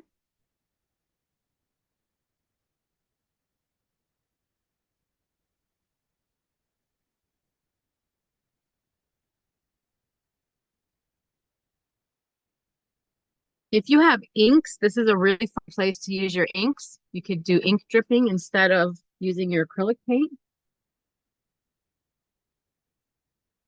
Okay, so with that dry, I'm going to, again, matte medium, I'm going to just pick up on one corner, and I'm going to wash my upper edge, tint that, and pull it down a bit, and then my bottom edge, and I guess I'm out of paint. So let me add another drop of paint here.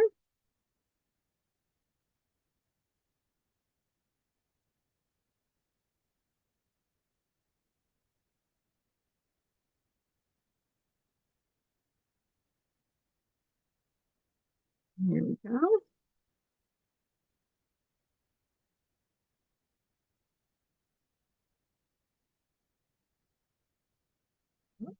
out of the camera for the bottom.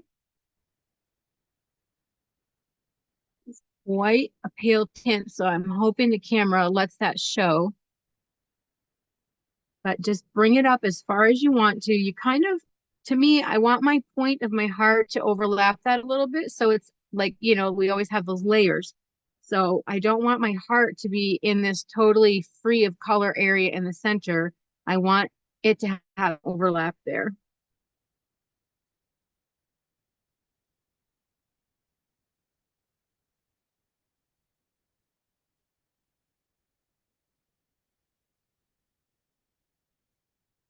Very pretty.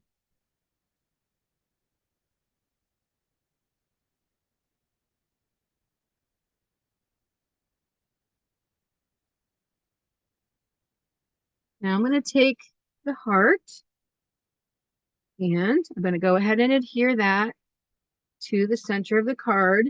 Sometimes things are off centered. This happens to be completely centered on mine.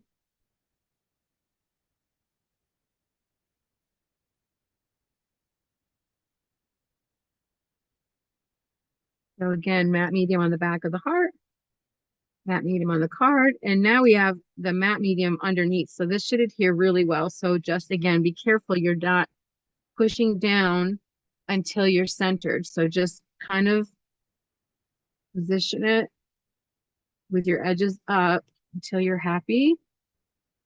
So I have this line down the center of mine. I'm not 100% sure if it's directly the center, but it's close enough that I'm going to go with it and let that be my center.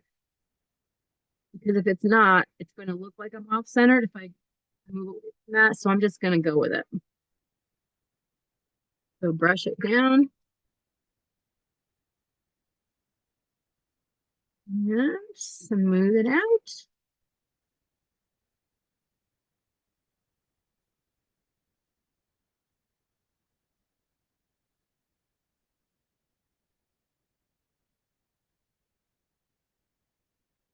And then we're going to use some bubble wrap to add our little dots.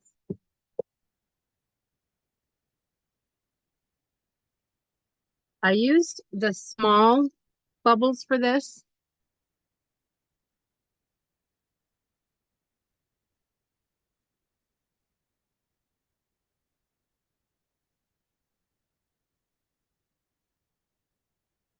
But if you don't have the little bubbles, it's fine.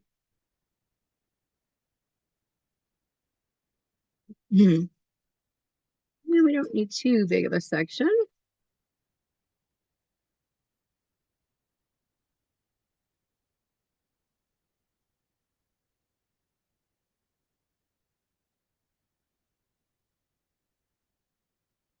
This is going to be done with white. And it's going to go on the background of the card. We're going to let some of it cover the heart. Wherever it comes out, it comes out.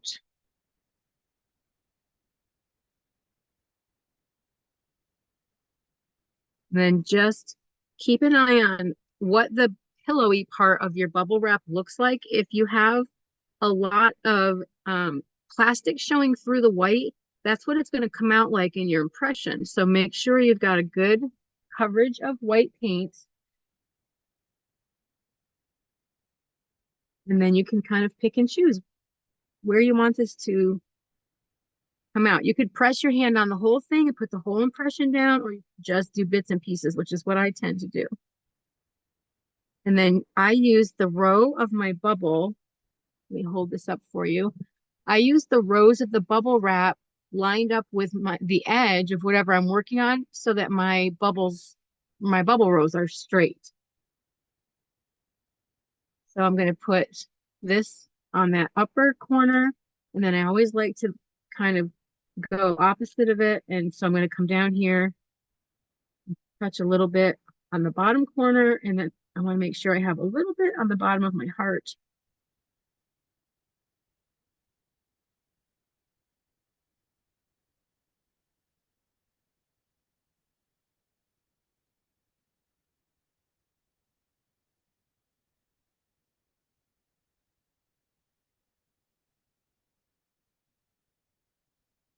I'm going to touch my fingertip into the white gesso. and start just kind of dragging some of these corners. As soon as your bubbles are dry, I have a heater going up here, so mine's drying very quickly tonight. If your bubbles are still wet, you want to let them dry. So just here and there on your edges, just touch your side edges and drag in a bit, however you like it. You can let some of it cross over the heart. You can just do your corners, whatever you like.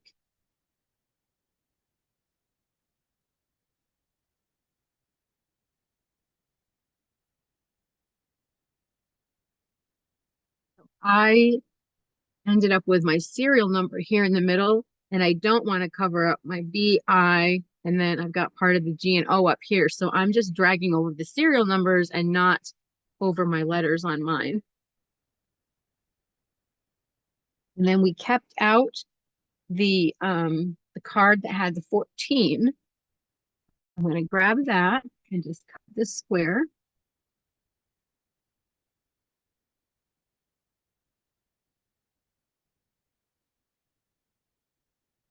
So on my original one, my 14, oh no, I painted that red. I took off my border. I was going to say, I thought my 14 was up in the top row, but I added a little stripe on the top and bottom of mine with country red.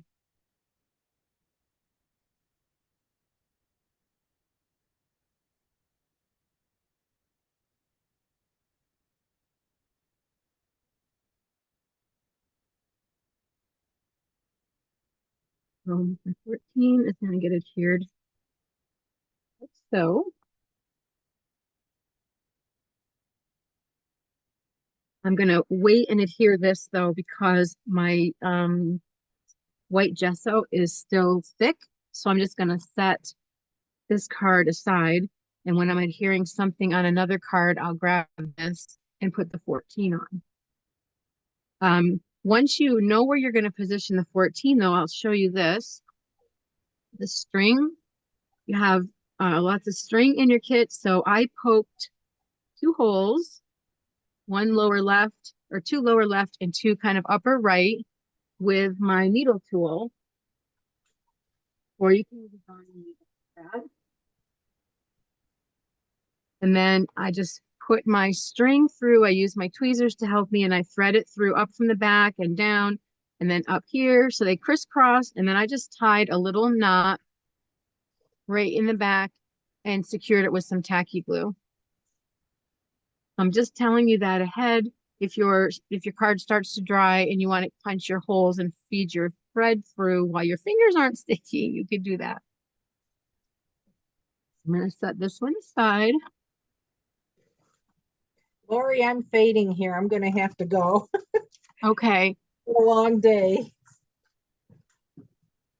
I'll watch the replay. Sorry. Okay. That's okay. Thanks, Carol.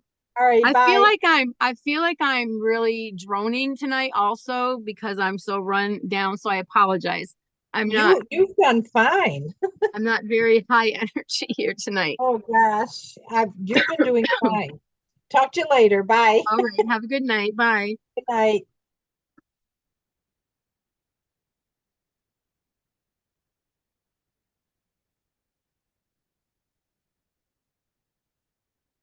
How are you doing, Barb? You always come in after a long day.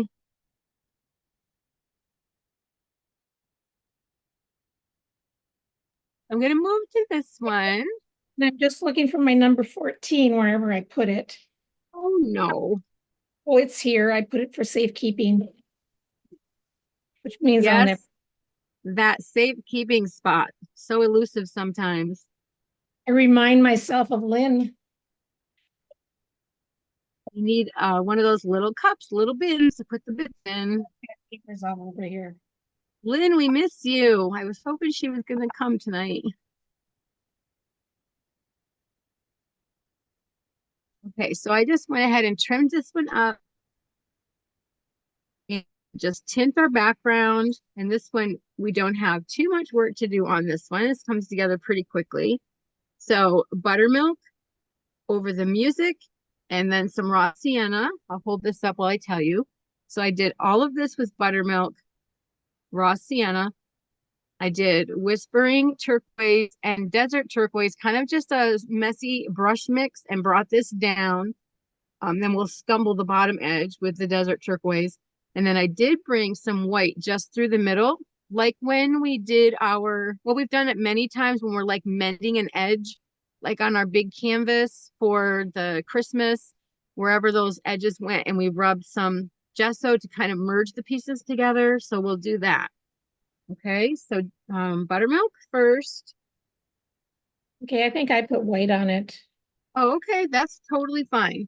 I did it when you were first. Anything, anything to mute it. I may have said that. I have notes next to me for all of these, Oh, you and never, I did it just, we're just creating, so I'm not even paying it. it Once makes in a no, while, I'm like, what? I think I used the buttermilk just so the plain heart would kind of stand out, so it wasn't so bright of the white. So I'm just going to brush across this one, and while it's wet, I can just pick up a little bit of raw sienna right in my dirty brush.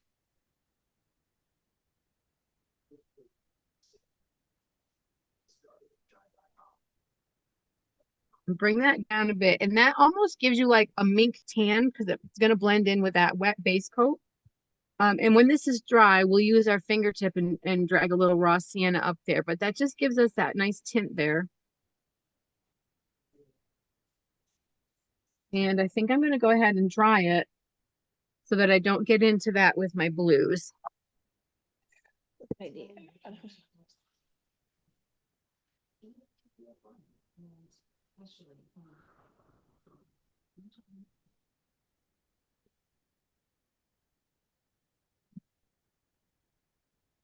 And I could have pulled this in. I could have pulled my camera in this whole time. Sorry about that. Maybe that's why you've been fuzzy. You're still fuzzy a little times. I'm thinking on my end, remember I told you how old this computer is? I have a feeling that this one is Dying? not much longer for this world, because it's getting like the screen is going very pixelated at some point. So I think it's the display. Yeah, and your face sometimes is kind of fuzzy and pictures are kind of fuzzy, but that's okay. We're not looking at the pictures tonight. So I'm taking the whispering turquoise. I turned that right off because I keep going out of view to try not to cough and stuff. I decided to just stay out of the realm of the camera. You haven't had much luck with sickness, have you? It's basically, our church is contaminated with multiple sicknesses right now. And we spend so much time together. We have so much going on. So my whole family had been sick right after Christmas. I ended up with COVID. The kids had, and I don't feel like I ever really bounced back after having COVID. I was sick with that chesty part for more than 3 weeks. And I had I feel like I only had a couple of days of feeling decent. And then we had something Tuesday night. I wasn't sure if I was going to go because I felt a little like something. Am I starting to battle something again? But I went, and by the time I came home, that cold night air too, I think when you inhale that. Yep. And I coughed and coughed and coughed last night, and today I just cannot get away from it.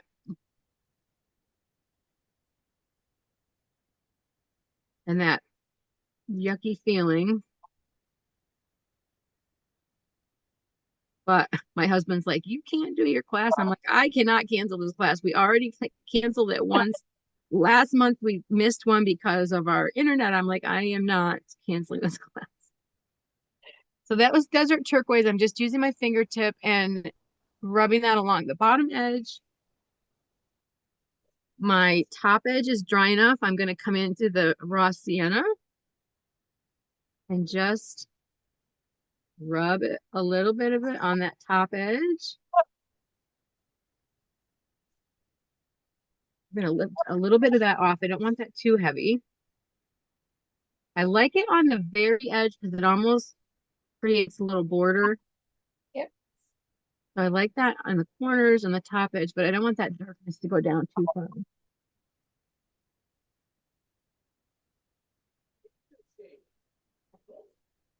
And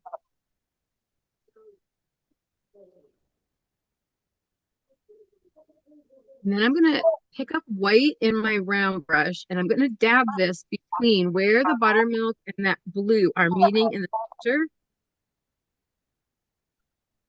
Dabbing this on, and then I'm going to use my fingertip and just spread it, some of it up, some of it down.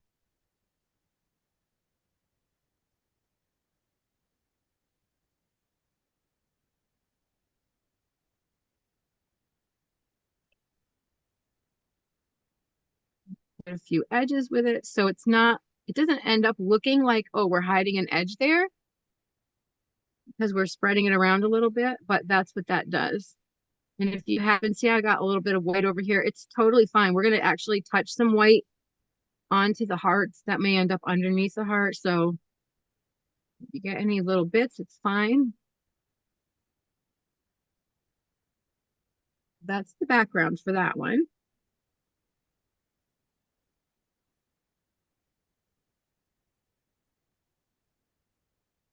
And while that dries, we can do our top pieces. So I used one of the tickets for this one, a piece of music paper, and then just 2 scraps of dictionary paper. One of them, I did the same thing that we talked about on those larger hearts. And again, not that this matters, I just want to give you all the details. So on the little heart, my text is going left to right like we read, but on the larger heart, I position it so the text is going up and down and you almost get those little stripes of text. So it's vertical on that one.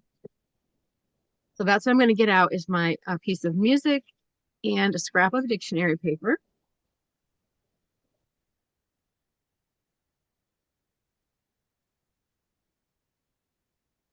The music is wide enough. Oh, I have one. 14 was under my computer. I have a box that I have my computer set on. 14 was on, Oh, I knew it was there. Okay.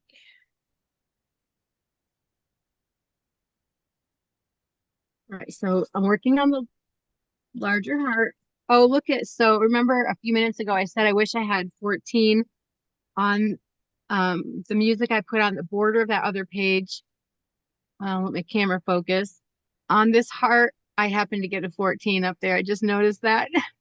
The 14th measure. So hopefully some of you have some 14s in yours. This has 7, 8, and 2. So I'm not getting lucky again on that one. Music paper for the heart. And you don't have to do that. We use music in the background. So if you want to use other paper, that's totally fine. You could switch it up and do music on your tiny hearts. I don't usually layer the same paper twice, but I thought it was kind of fun on this one to have natural paper and tinted paper. So I'm going to do this the same way I did the other ones. I'm just rough tearing it to the width and height. And then I'm going to fold it in half. And let's see. So I didn't prep both sides of this music. On this one, I have the West Wind Wild, and then something in another language. Tule attacks. On the back, I have just music. So I actually think I'm going to use the back side of it.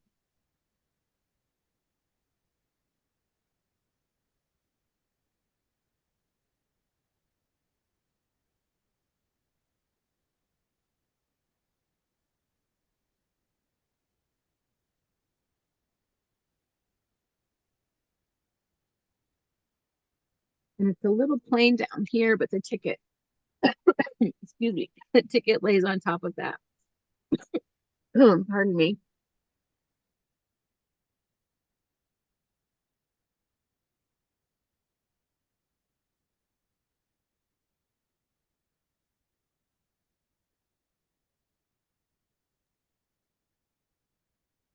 This is my game of mute and unmute tonight. And my tea.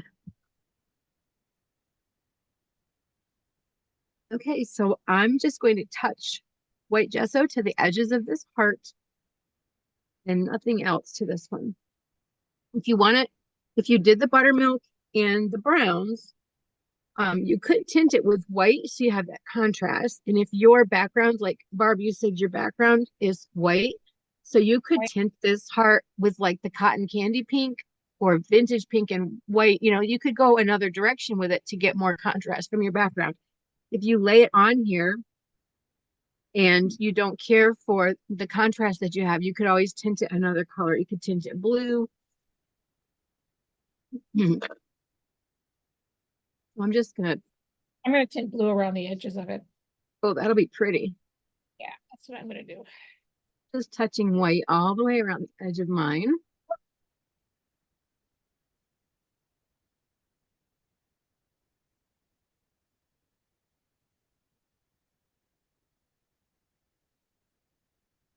And I got kind of a blob there, but I don't even mind. I'm just going to go ahead and drag that in.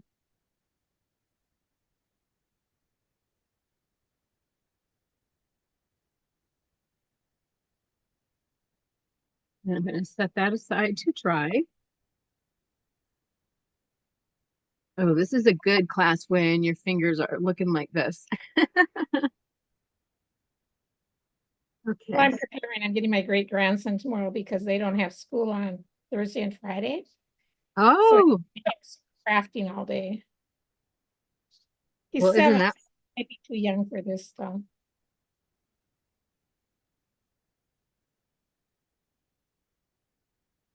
let's see, where did I put my ticket?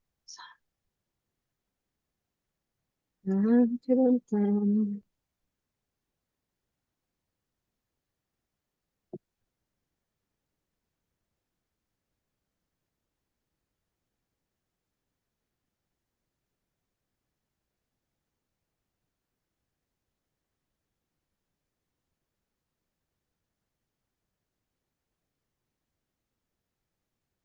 Hmm. Yeah, let me see if mine fell down, down, down.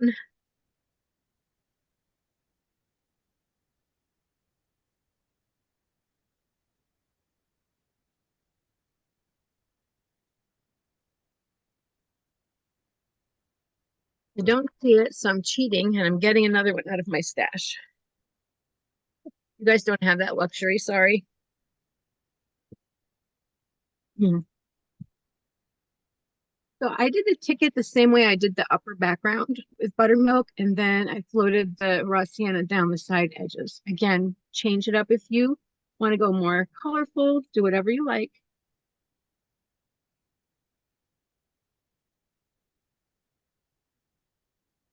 I did the ticket in vintage pink, so I'm gonna do the hearts. Oh, I love that. So you're going to do your little hearts in what? Country red.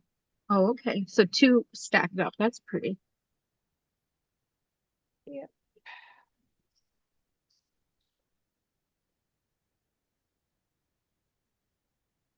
I might copycat you. I like that idea of having more color on there.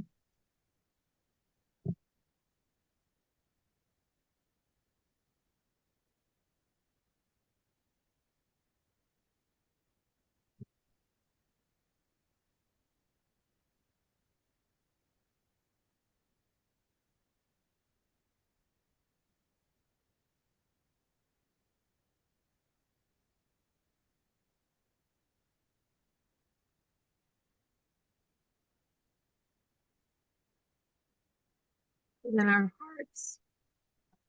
Paper ahead of cutting them.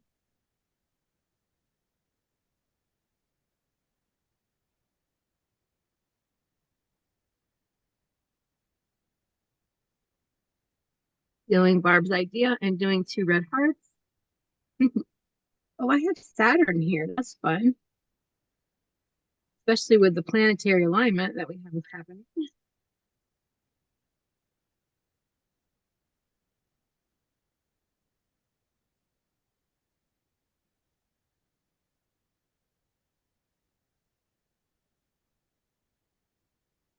I think I'm going to grab a scruffy brush and kind of make this a little stipple instead of a solid red.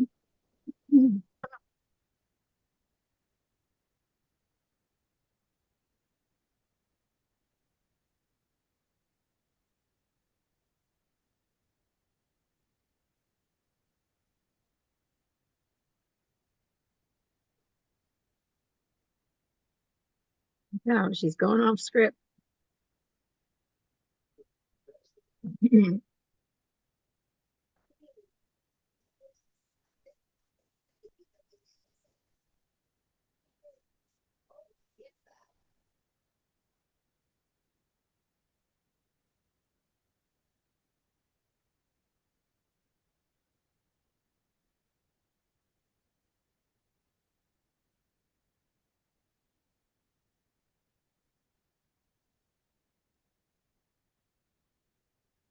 And I want to get my Saturn to show.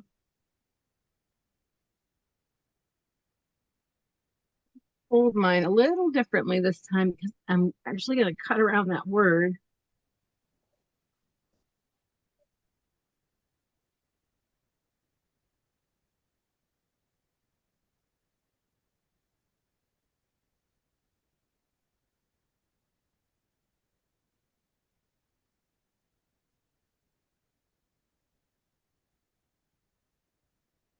And then a smaller heart.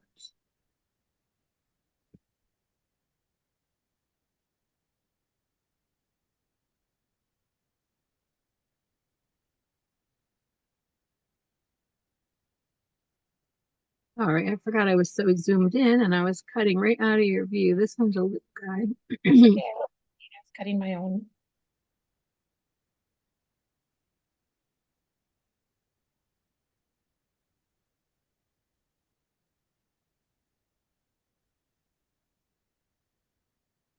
There you go, even a little smaller on that top one.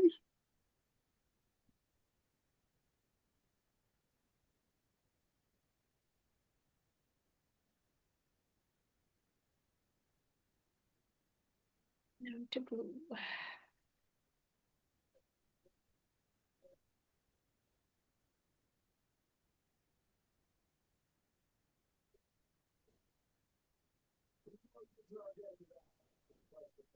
For some of the information you mentioned. So, tell us about your night after practice.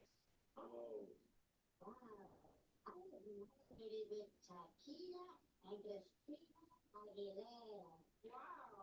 Oh, the numbers on your tickets. There's another good place to look for a 14.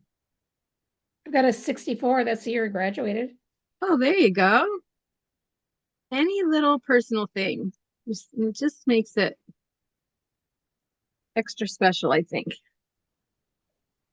A long time ago.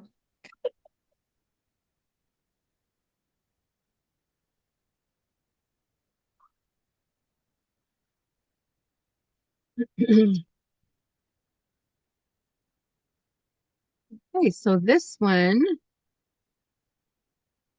I'm gonna back out just a little so I can gain back a little my desktop here. So we're just gonna go ahead and start adhering this stuff on. And for the ticket, this is where if you've got soft gel or heavy gel, it'll go down a lot easier. You may be able to do it with matte medium. You probably can do it with matte medium. I'm like 99% sure you can do it with matte medium if you're patient and hold down. But if you have soft gel or heavy gel, there's a really good place to go with a different medium that'll make the job a little bit easier.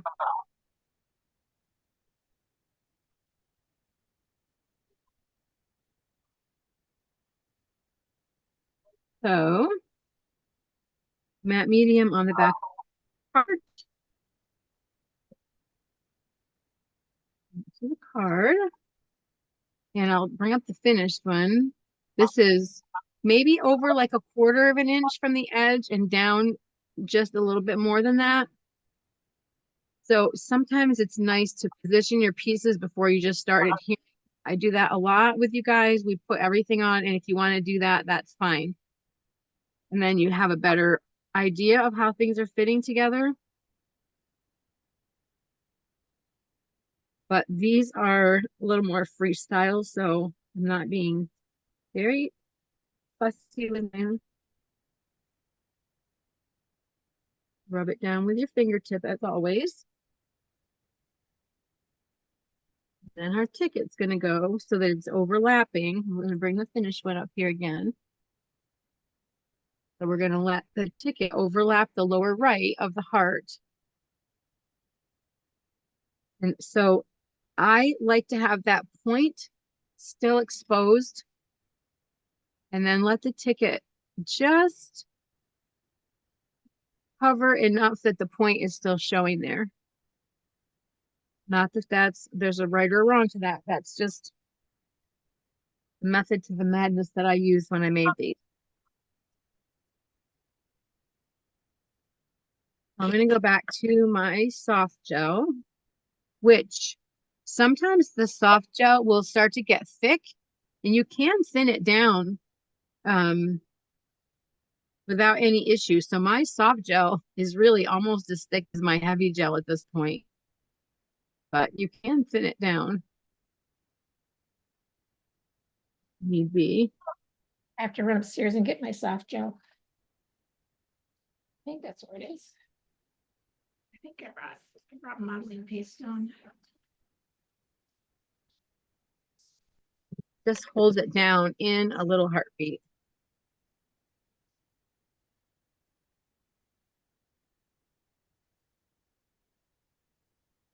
On the original one, before I copied Barb, I put raw sienna down my side edges.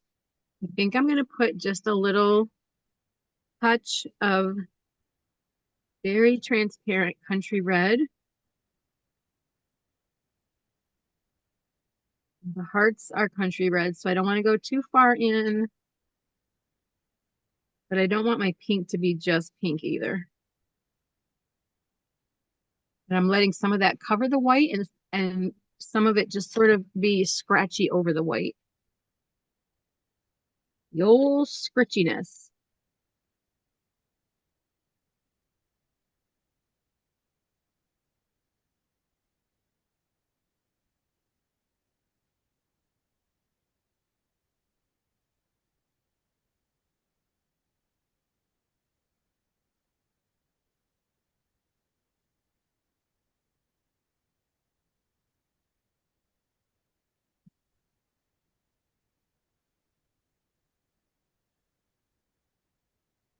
And then we'll adhere the hearts, little hearts with matte medium.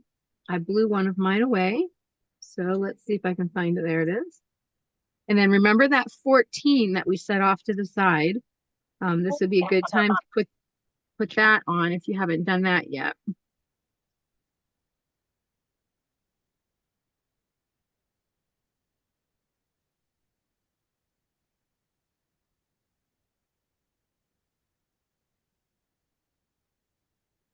We're going to do pen outlining on the Love Never Fails card. And so these little hearts might be fun to do the pen outline on also, if you like that.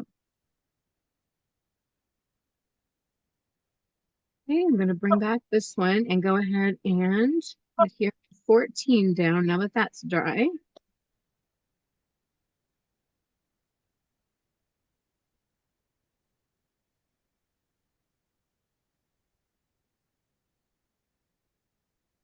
Still giving that a good smush with my fingertip to make sure I've got everything squished out from behind that paper.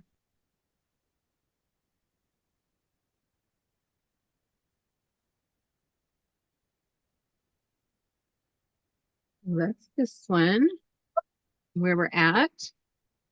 And this is this one, whoops, and where we're at. I think with pen around there, that's going to really make those pop. I'm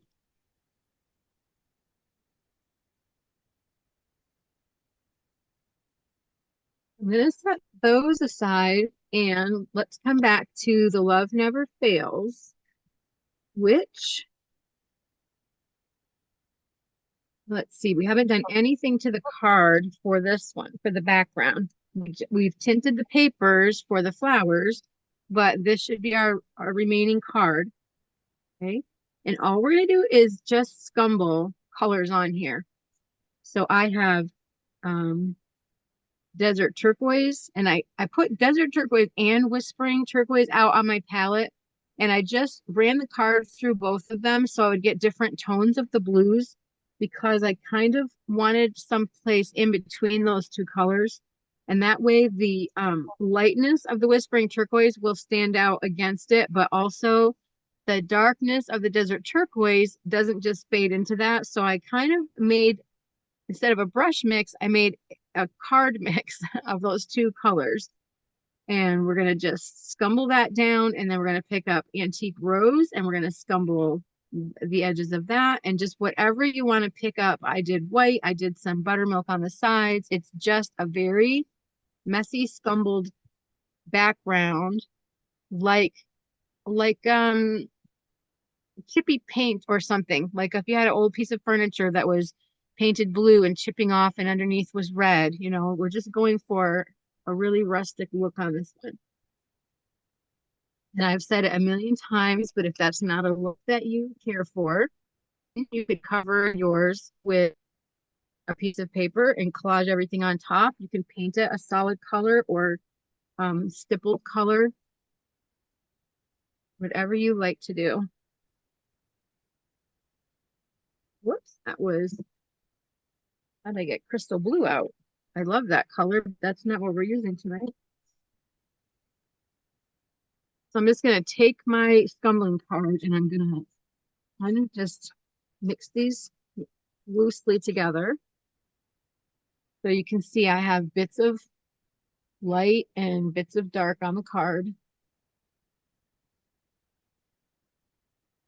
And I'm just going to drag this one right down, because I'm going to drag on top of it, but this is my main. Whoop, I don't want to lift it off. And from the bottom.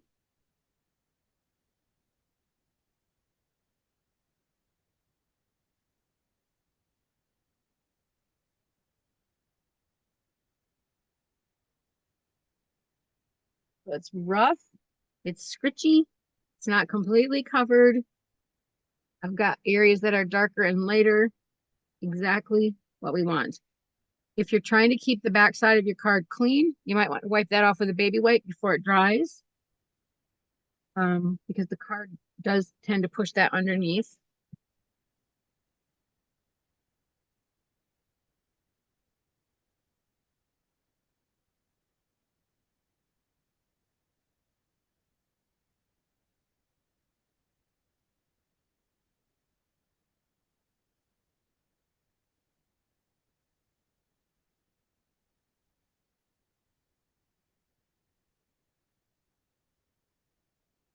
I'm gonna get some antique rose. Mine is so thick.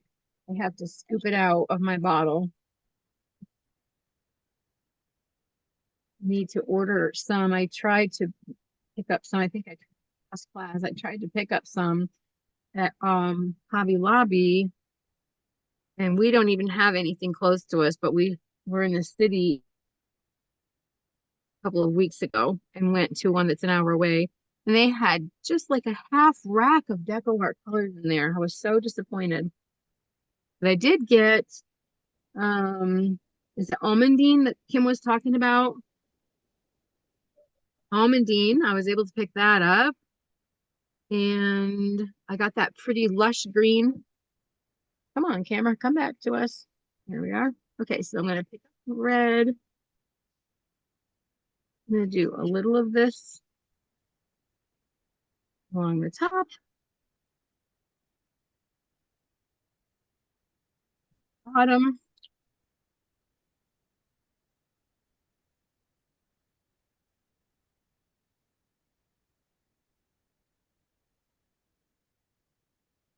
to drag your color, you really want to flatten your card right out. If you stay just on the edge, it'll drag in for you, but it won't spread. But when you really put pressure on that card and bend it, that's when you get that nice spreading. Pull that up.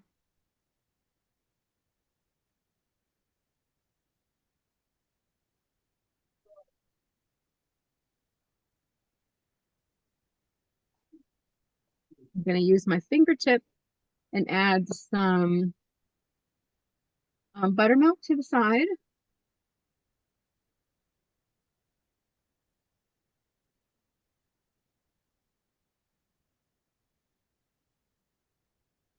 And I have bits of the card showing through. I'm not even going to worry about that. I can almost see my ace up in the corner. That's kind of fun. I don't know if that will still show once we get the stitching on, but I'm just going to drag this along the edge and pull it. And since I know I have this bare spot, I'm kind of heading in that direction, but I don't mind if I have some of that card showing through there. Doesn't bother me. Kind of fun to have some of the original surface showing through.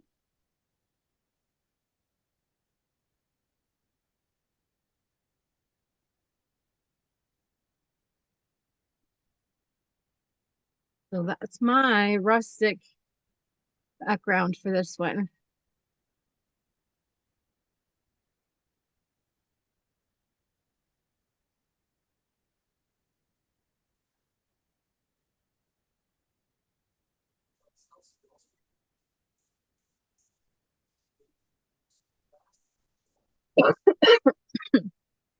Excuse me, sorry.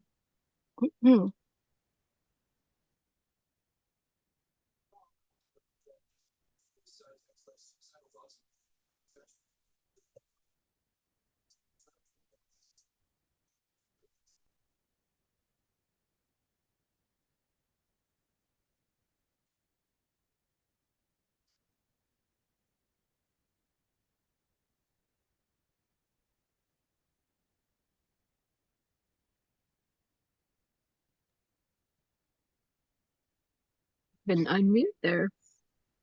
Okay, we have our heart that we did with ombre. Let's see over here. So we'll go ahead and adhere this down. So this one is going to be kind of centered.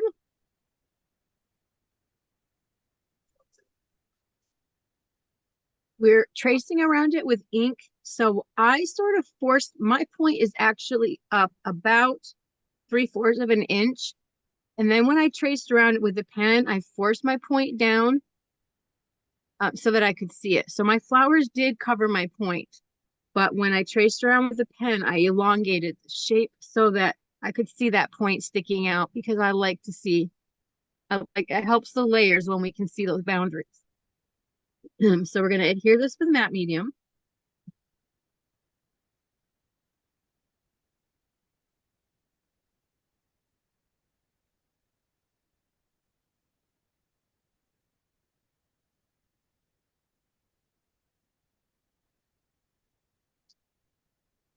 This maybe would have been a good Saturday class.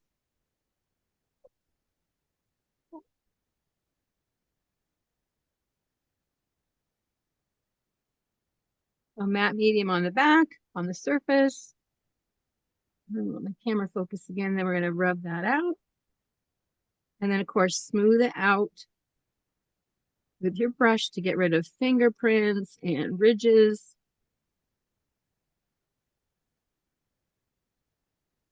And so this is why we do some of that inking, because we lose some of our edges with the color, although the flowers are going to cover that. So don't despair.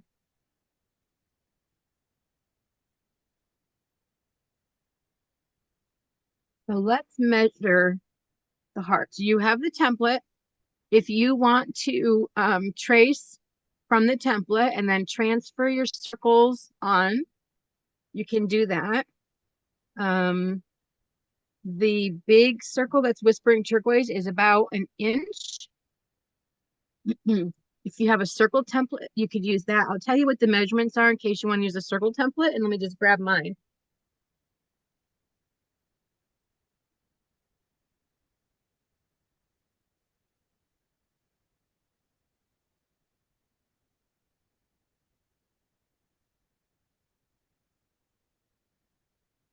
So the first one is about an inch, and that is the light blue.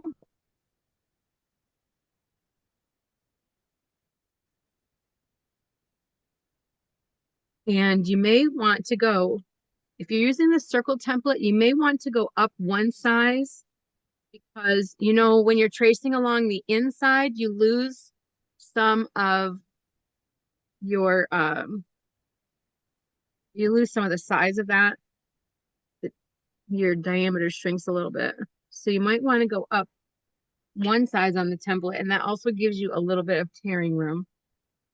While we're in the blue, the little blue middle center is about 3/4 of an inch.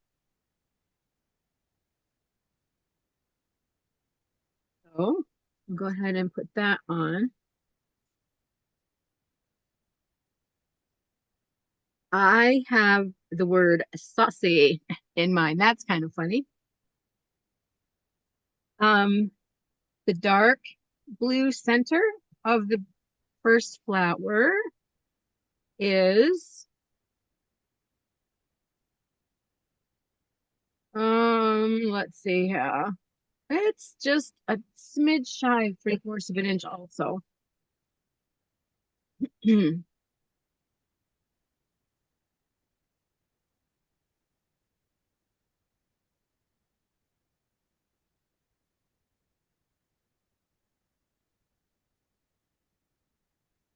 I did not pay attention when I just kind of willy-nilly tinted these, and I have a barbarian and savage on that one.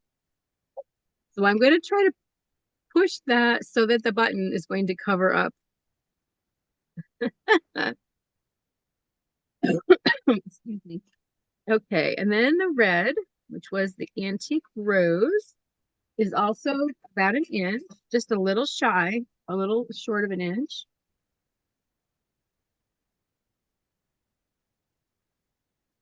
So I did my blue one a little bit bigger. So I'm going to do this one right in the inch, and that way it'll come out a little shorter, a little smaller. The matcha green is also about 3/4 of an inch.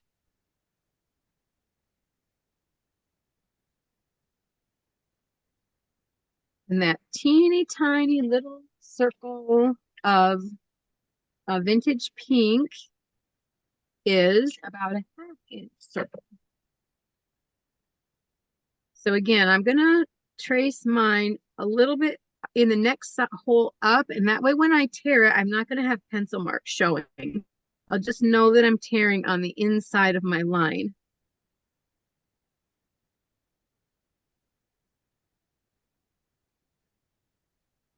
So you can do this one of two ways, and there's probably more ways, but I'm just going to randomly cut a circle with my scissors. You can just go ahead and cut these out if you want to with your scissors instead of tearing them. And then you can take the edge of your scissor and just gently flick your paper edge over the blade of your scissor. And you'll get you'll thin down your paper. You'll pull some of those little fibers off. And this is actually what I did to mine. I just went all around here. And I did it pretty quickly, just gently, so I wasn't tearing it. You also, if you're brave, you could go into the bite of your scissor and pull it through like that. But then once you've gone around and it almost curls the edge of your paper, then grab it between your thumb and your index finger and just give it a little wiggle and work your way around. Oops, gently. I just tore that one. Don't tear your paper. Little gentle wiggle. See, if you do it on a scrap first, you'll get a feel of how much pressure, right? And just work your way around, and you'll end up with this edge that is kind of distressed. Or you can just tear your paper around your circle, and then you're going to have the fibers from the tearing, and you'll end up with a distressed edge. So you can do it that way, or just go ahead and tear.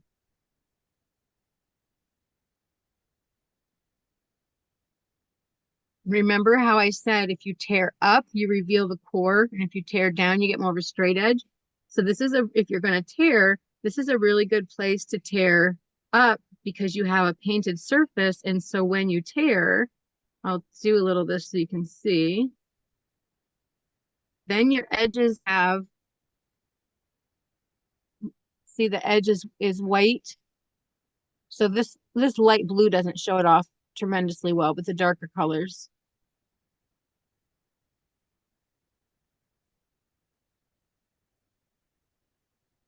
If you decide to tear, a trick to that, keeping your circles fairly round, is to put your thumbnail right along the edge that you're tearing against.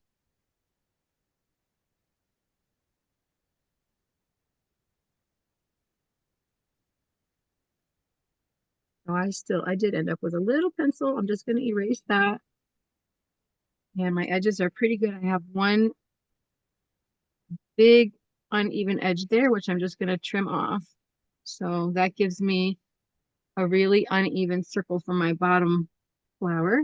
And I'm still going to gently do this so that, because the flowers are not completely adhered down, just the center, so they're dimensional. So by giving them this little rocking motion on the edges, that helps your edges to stand up from the paper, the card surface. All just a little detail, but it adds a lot.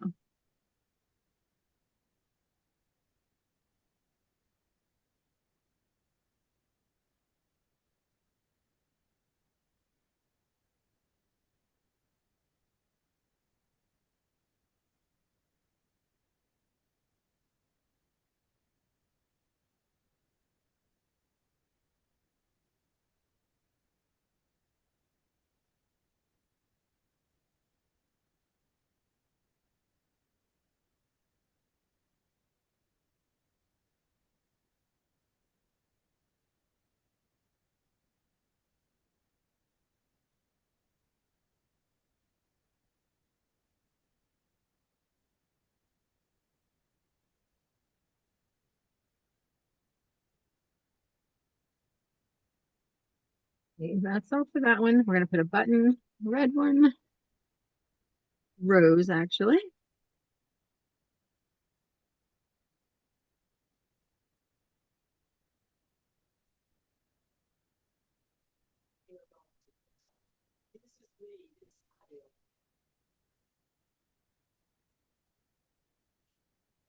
When we do things like this is where I always think we should have some kind of music in here.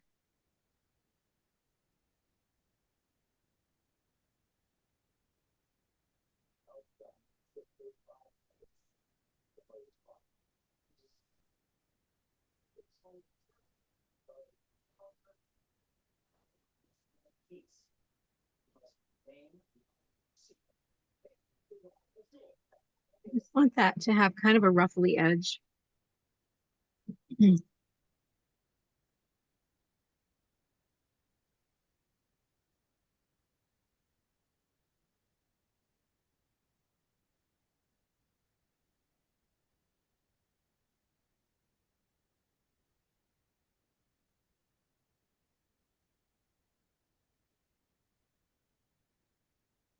Rid of that scrap.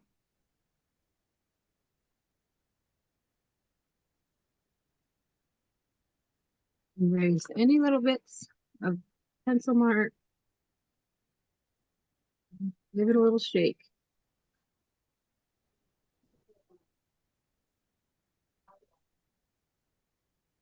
It's almost like you're wrinkling the edge a bit.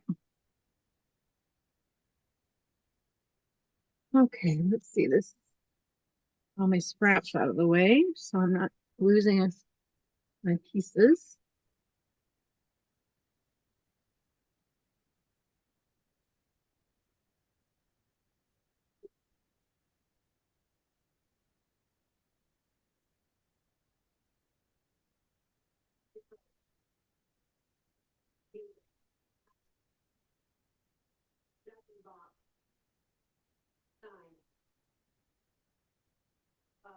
Old refrigerator, so doorknob, masons are standing guard, chunk, litter opener. Had to sneak a little matcha green in somewhere. Because I told y'all pick your happy colors, and I love matcha green. Have you seen the new colors that they've come out with? I have. I haven't bought them yet. I looked at them today. I've seen them a few times, like in posts going through. I went to Deco Art's website today. So I'm a helping artist, and I couldn't figure out how to get in, how to get into my portal. I was going to order them today. I got them on Saturday.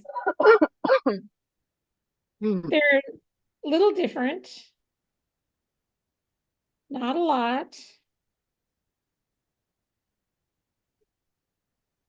The one, I don't remember the names, so I'm not going to get that right, but the one that looks like fuchsia or magenta or something, that is not in my wheelhouse at all. So I'm not sure I'm going to order every one, because there's probably some that I just know that I won't use. There's some that are so similar to other ones, though. The yellow is the yellow baby duck, or is that already a color? I think that was last year. There is a Okay. yellow, And it's it's quite almost- transparent, right? So I like the transparent colors because we use, we like the transparency in what we do.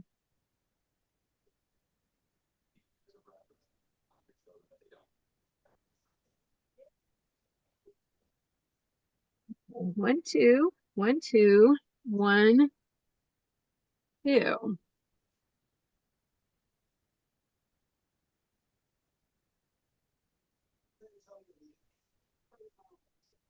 So is your card background nice and dry at this point? Yep. So this is what I did. I did my inking first. Normally, I don't ink and then do matte medium on top. The ink, when we use, especially if you have one of the Tombow Budanowski pens, that is pigment ink. So once cured, it will not be bothered to put matte medium over, but once it's cured is the key. So normally during class, I wouldn't have us ink and then use matte medium. However, we can heat force it with our heat gun for one thing. And the only thing, when we do the flowers, we're only touching a little bit down, and we can actually use tacky glue on our flowers. So the only thing that's going to have any matte medium is the lettering. So, and that's going to be just a stripe of it. So I think we're going to go ahead and do the inking on this one, and then we'll set it aside. And as we assemble the other ones, we'll pull it back and get our flowers on. Because what time is it? It's after 9. We're not doing too badly. So I'm just going to pull the flowers off. I'm going to get my pen, and the kit that I grabbed does not have a transfer sheet in it. Did I give you guys stitches on your transfer sheet, or I did not? Yes, you did. Okay, because I wasn't going to. I was going to just have you draw your stitches. It's up to you if you want to use the stitches as a transfer, or you want to just draw your zigzags. As a transfer? No, they're not as a transfer. Oh, okay. So it's on like the pattern, it's on the template. Package, yeah. So we're just gonna draw these with our pen. So let me zoom in here and move over. I have got to adjust my camera. So at the top, we just have these little stitches, right? A little zigzag stitch. And if you want to use your pencil and a ruler and give yourself a very light starting and stopping mark, so you know where to begin and end, that's totally fine. And when your ink is dry, you could erase them, or you can just go ahead and Alert from battery. Oh, got no battery. Another thing you can do is just lay a straight edge of, am I out? Lay a straight edge of one of your papers where you're going to have your lines hit, and then just work up and down from there. So it's just going to be a zigzag up, down, and on the top, it goes all the way across the card.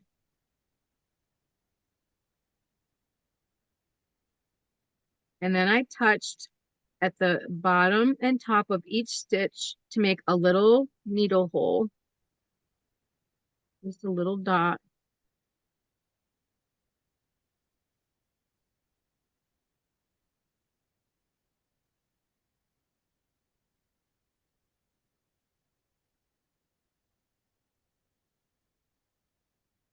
And on the bottom, I only did it. You can see right here, I only did it halfway.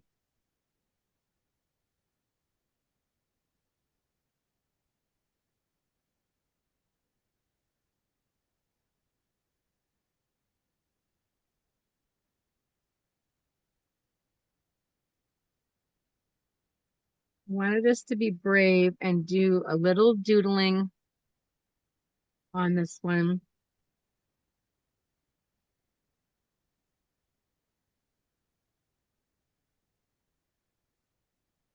Around the heart, it gets traced multiple times, so don't worry if your line's not straight because it's going to end up uneven.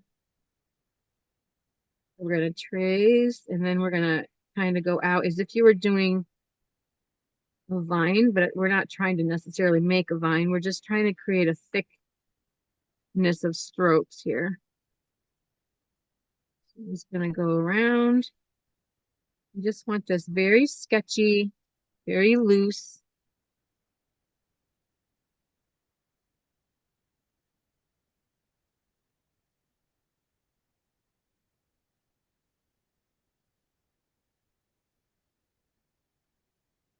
And then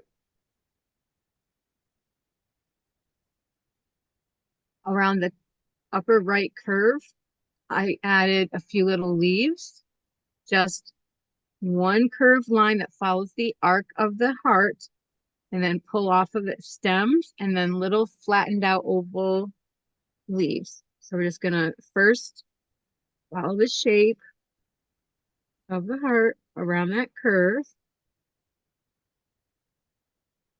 And then one stem is gonna come right off and right up onto the heart and the leaf. So again, it gives us a little layer there, right? And then a stem and a leaf. Doesn't have to be exactly like mine.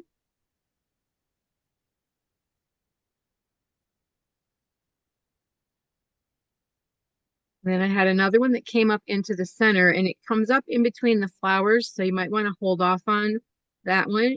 If not, just pull it up. Oops, my light is really shining on there.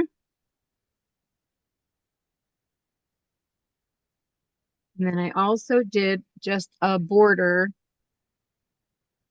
broken border. So just straight line down, kind of in between the stitches in the top of the heart.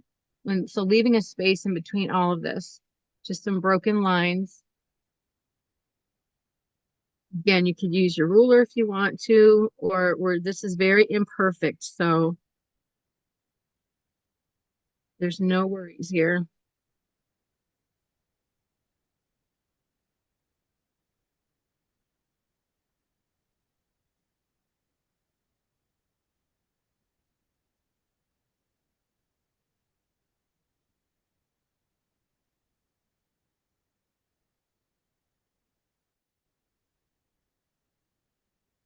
And I'm going to grab my tacky glue. We can go ahead and put our flowers on, actually.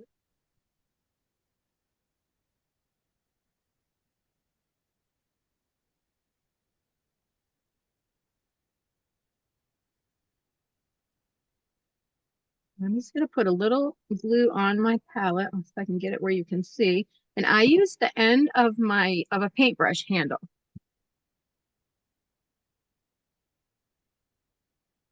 So I'm gonna position these about where they're gonna go. So I did, my blue circle is big and I am covering up those little leaves I just made, which is, so I'm gonna redraw my leaves afterwards.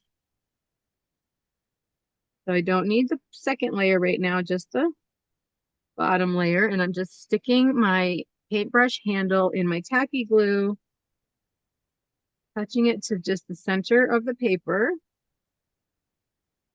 And I'm just touching the center of that flower to adhere it. So my edges are lifted up and free.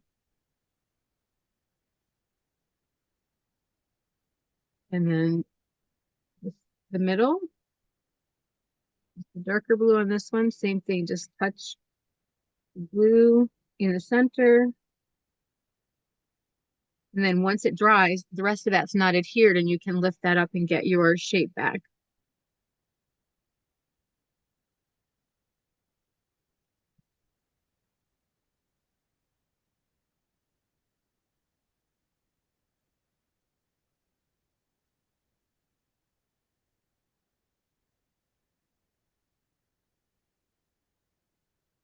And kind of fills in our left corner.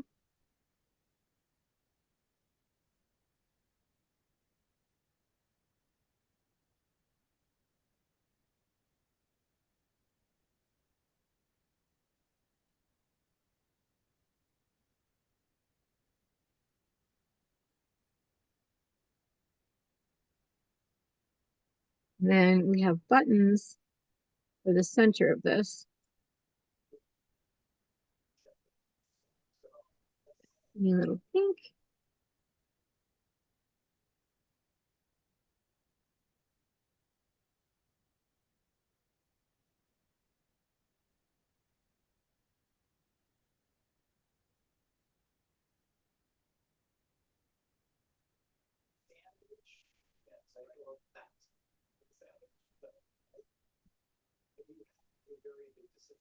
Just stay, play.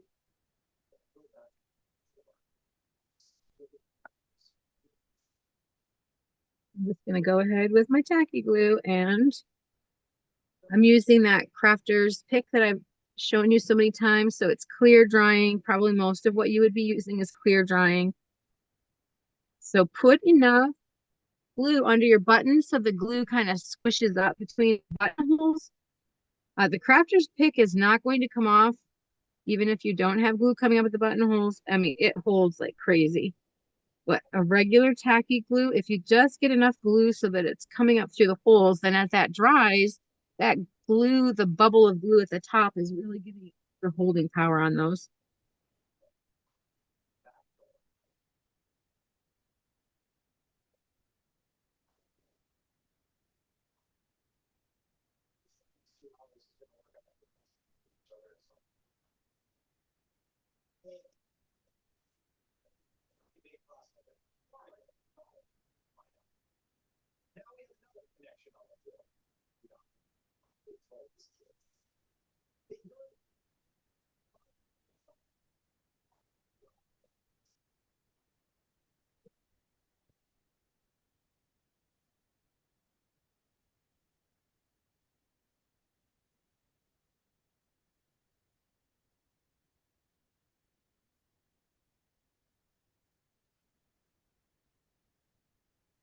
So I can see a little of my leaf peeking here, and I'll just pull another one from this direction. So what we have left is the Love Never Fails. We'll wait until our other cards are finished. And that way we'll let our ink dry up a bit. Okay. I'm gonna set that one aside. Now, if you did this one, all we need to do is trim up our frame and adhere that on. You can use tacky glue or you can use your soft gel, whichever you want to use. I guess before you adhere it, decide if you are going to put your lettering directly in the background or if you're going to do it on a lift up flat. Because if you're gonna do your transfer directly on the background, then this is the time to do that before we glue the frame around.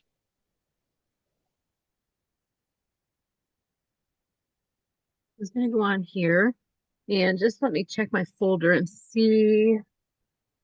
I think I have a transfer in my other little folder here. Pardon me. I'm gonna mute this for 1 second.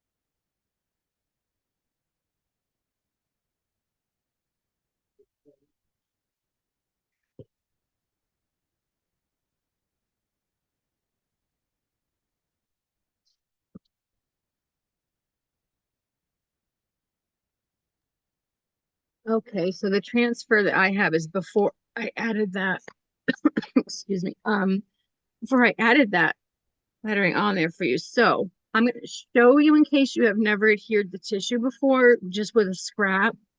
And if you do not want to do the little lift up flat and you want to adhere your lettering directly on the back of the frame, I'll show you what you're going to do. Okay, so let's grab a scrap of paper here.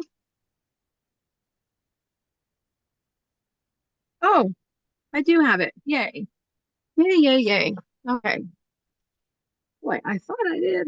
Okay, so from your tissue transfer, you're going to just take a round brush or a line brush, and you're going to paint a water line going around the lettering.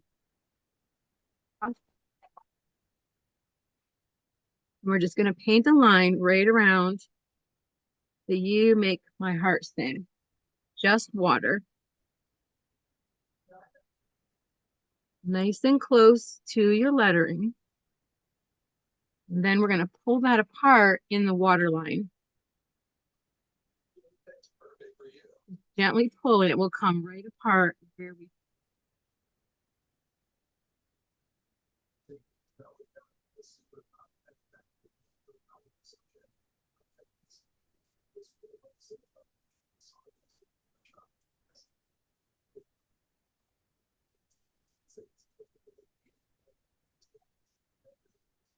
Okay, whoop, back in here, Lori.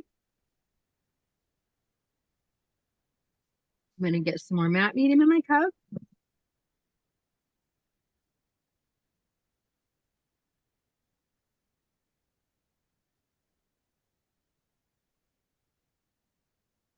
And what we're going to do is just center that lettering right on the background. This is if you're not going to do the flap, okay? So I'm going to put a very generous amount of matte medium on my card, the backing. So this is a lot. This isn't how we've done the paper. With the tissue, we can't put medium on both the tissue and the surface because the tissue is just too fragile. So put a very generous amount of tissue of medium on your card and then set your lettering on without putting any pressure on it. Touch it in the center and just get it centered the way you want it. When you're doing this on book paper, it makes it a lot easier because you have the lines of text to help you keep things straight, right? So we're going to hold on to that gently and use your brush, and starting always in the center, start pushing out, brushing out away from the center and pulling that excess medium out from the tissue. And you should see the tissue paper really disappearing almost immediately here. Okay, so use your brush to get out as much as you can. Then we still have to use our fingertips, but very gently. We don't want to tear, we don't want to pull it. So again, always going from the center out, and just think to yourself, what is the closest point that of exit for the medium? So when I'm here on the M, I'm going to push to the left and to the right, not up and down, because I can squish it out the side. When I get up to the word U, then I'm going to start pushing upward, and on sing, I'm going to push downward.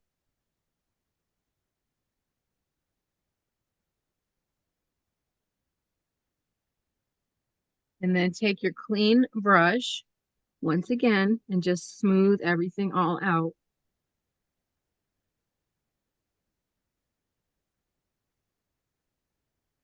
And you have your lettering on. And we're just going to need to give this a little second to dry. And then we can adhere the frame down with either tacky glue if you don't have any heavy gel, or soft gel. If you have that, that works really nicely. If you decide you want to do the flap, then you can, there's a couple of ways to go about this, okay? If you have one of the Tombow pens and you want to trace with the pen on a piece of vellum, you can trace with your own hand onto the vellum and have your own handwriting on there, you know, tracing using my lettering as a template. Or you can adhere the tissue transfer to a piece of vellum just like we did it to the background, okay? If you choose, whichever way you choose, let it dry, and then you're just going to trim it down so it's a little bit smaller than the frames, and you'll adhere on the top edge so that it's just a loose little flap there, okay? So that was what I did originally. Tonight, I just went ahead and put it right on the background. So the nice thing about matte medium is all of these are compatible, so we don't even really have to let the matte medium dry to get our frame going on. So if we're careful. So I'm going to turn this upside down, and I'm going to put some gel on the back of the frame. And then when I set it on, I'm just going to push on the frame and not disturb the background. If you want to just let it dry, you can do that. But I'm just going to use my fingertip because I'm a messy and you know it. You could brush this on. You can wear gloves if you want to. Use your palette knife. Whatever's good for you.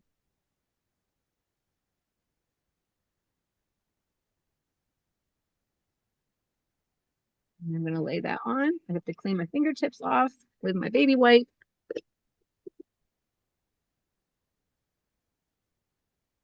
Before I push anything down, I'm just going to line up my edges to make sure I have everything centered. And then with the heavy gel or soft gel, that was soft gel that I just used, you're just going to touch it down and it's going to hold for you right away.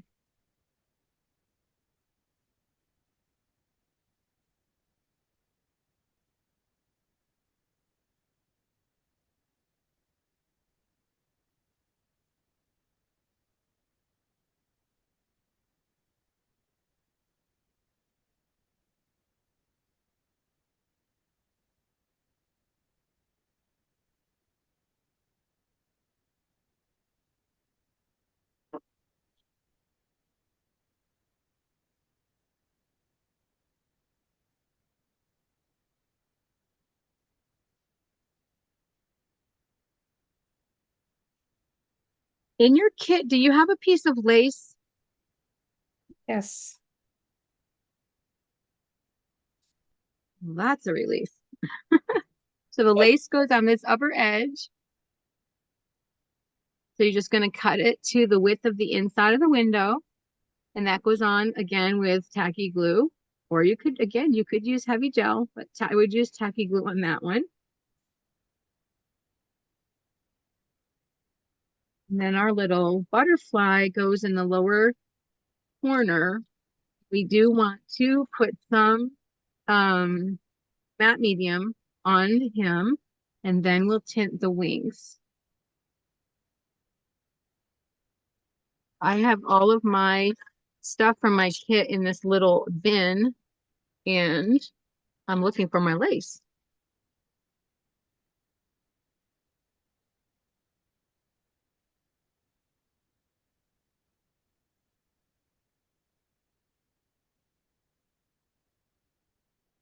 Oh, there it is.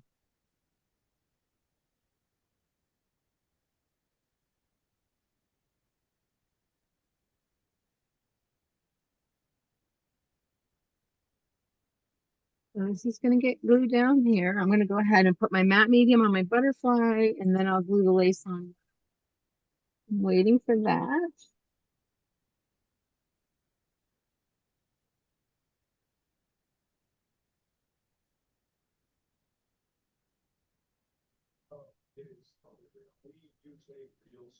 Somebody said they wanted to get a quick lottery ticket. Come on. He's trying to get your head.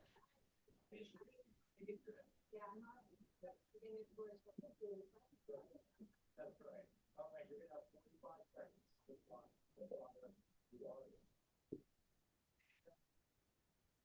Nice. My lace covers up that coughing spell that was on my paper.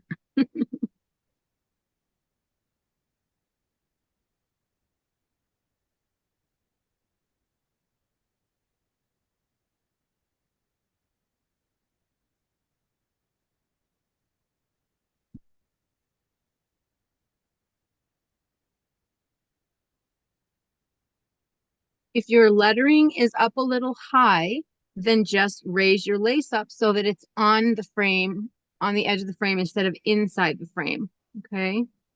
No worries about that. The lace just goes there. The little button that's in the center of the butterfly, I did lace some of the string, thread some of the string through, just, you know, in one hole and out the other, and then tied a knot and frayed it. Depending on how sticky your fingers are, you may want to do that now before you get any stickier, or you could always wait and do that part. But it's just, even if you have a button with 4 holes, I mean, you certainly can go through all 4. I just went through 2 and then tied a knot in the center. Excuse me.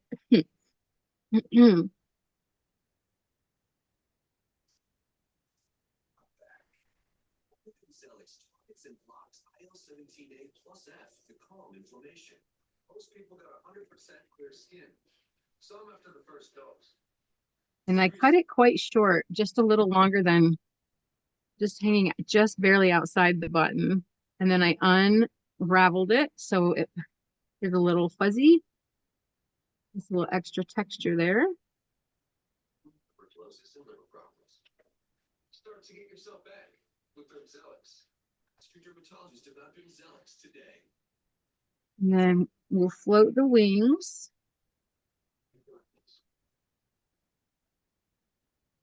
And I'm really just tinting my matte medium with a touch of desert turquoise.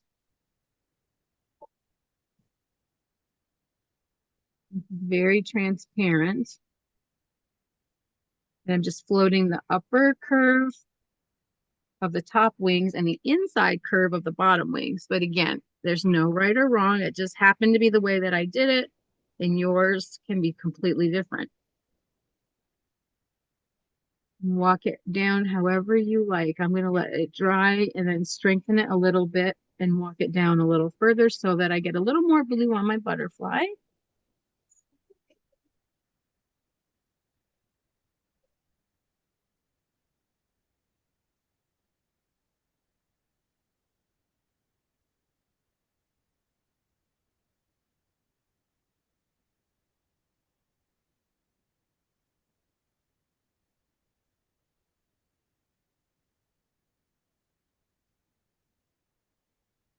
I have a button in my garbage can now.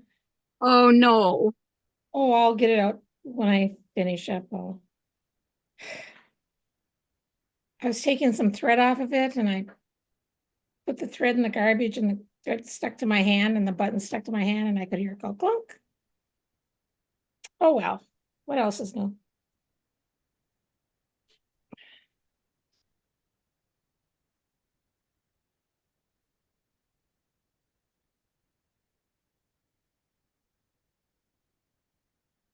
So just out of convenience, I just used tacky glue again on the butterfly like we did with the flower. I folded his wings up slightly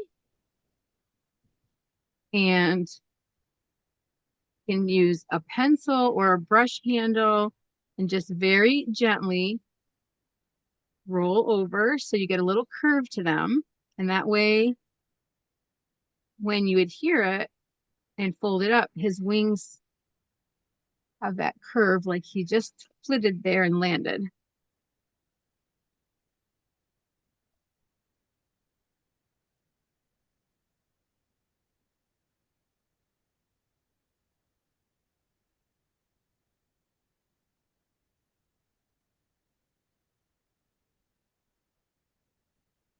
So glue on the body, and he sits kind of up in there a little bit. You adjust it how it fits for you. He can be down on the frame more. He can be up in the middle more.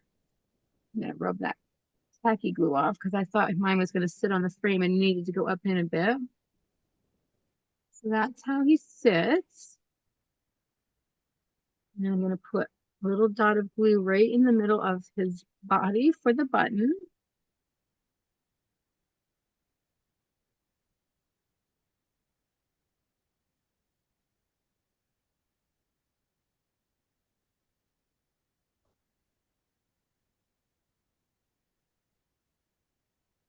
And I did touch white like we did to so many of the other edges. You know, on this one, we sort of dragged the white around the edges. I did do that to this card also, here and there. So I'll hold this up so you can see. Went along this edge and I just dragged it. I did this at the end so that I knew what I wanted to see and I wouldn't cover up anything that I wanted to see, and I'd have my butterfly positioned how I wanted him.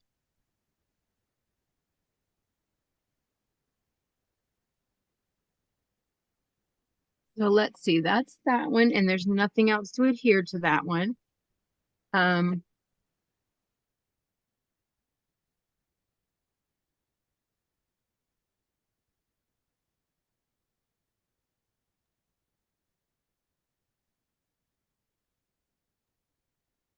Have I been talking muted all this time? No, That is so weird. I looked up and my screen got a red thing on it that said you are muted. no, I you're not didn't muted. I didn't go anywhere near the keyboard.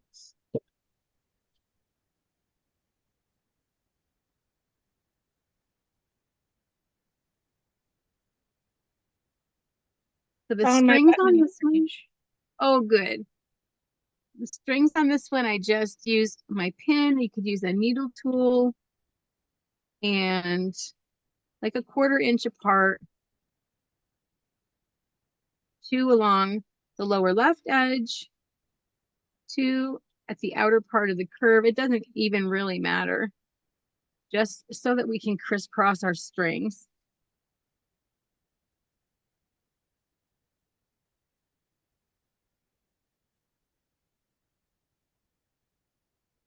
I'm going to just make it to the end of our class. I have such a terrible stomach ache, upper stomach ache under my lungs, and I keep wiggling. This is why I have my camera off. I keep wiggling in my chair. We're almost finished. Oh my land, this is ridiculous. I think I'm gonna just watch and I'll finish up tomorrow and clean up my mess. Oh God. I'm going to just poke this through, and then you can use your tweezer once you get it started. You can catch it with your the end of your pin. That makes it easy too. And just pull it through. Okay. So you're going to go from the upper hole to the bottom hole, and then you're going to come back out this hole so that it crisscrosses. Okay. And then just tie it on the back. That's that one. And then whatever, the only other thing that I did to this one was I lined the top and bottom of the 14 with the country red. Okay, so that was that one. This one, we pretty much finished up. The only thing left for this one is to choose your lettering. And we've been saving all of these little page borders. So you're going to adhere your lettering to a page border, whichever lettering that you want, with the matte medium, just like we did on the background of the other one. And then you're going to let it completely dry and then either tear or cut around it and then adhere the whole page border onto the card with matte medium with the lettering already applied. Okay, so that's that one. And this one, same thing, your page border with whatever lettering. I put Be Still My Heart on mine. And then I added black from our stencil, which has a row of diamonds and it has some hearts, so you can use this for other things. You can either stencil that with black. I did black to tie in with the lettering, which is applied here. Or you can use your pigment pen if you want to tie in the other cards that have the pigment kind of doodling. And so if you want to do that, you're just going to go in your stencil and just zigzag like this. Am I in the camera? Yep. Yeah, you're in And that camera. gives you kind of a doodle, so it makes it coordinated with your other ones. So I thought that was kind of fun. And then if you wanted to, you could go around your heart the same way we did this one. You can touch white on. You could bring some of your lettering here. You could end up tinting this heart if you want to. Whatever. So many different things you can do. And then as I showed you in the beginning, I gave you the template for the little envelope. And that was one that I just threw in for an extra idea. I wasn't really planning on us doing this. So, but what I did was I just took all the scraps off of my table and I just adhered them willy-nilly all over the background. So there's little bits of music and writing, page borders, and then I used white gesso to merge them together. I tinted with blue. I made my little envelope and adhered it on. And then the other ticket I cut into this little tag shape. And then I used my leftover string to make the little tassel. And I will show you that part. And then the tassel tucks in the envelope. So I made a little tiny blue heart to adhere. And then it could have Be Mine or another one of the pieces of lettering off of the tissue transfer. Oh, I guess I put Be Mine down here on it. Whatever you want for your message or no message, just have it decorated into the pocket. And then I don't know where you might go from there, but I thought I liked the pocket idea and I wanted to give you that. For the tassel, all I did, let me go from the other end because I've got that string started there. I did about an inch 8 times of my string, just so even if you went around your fingers,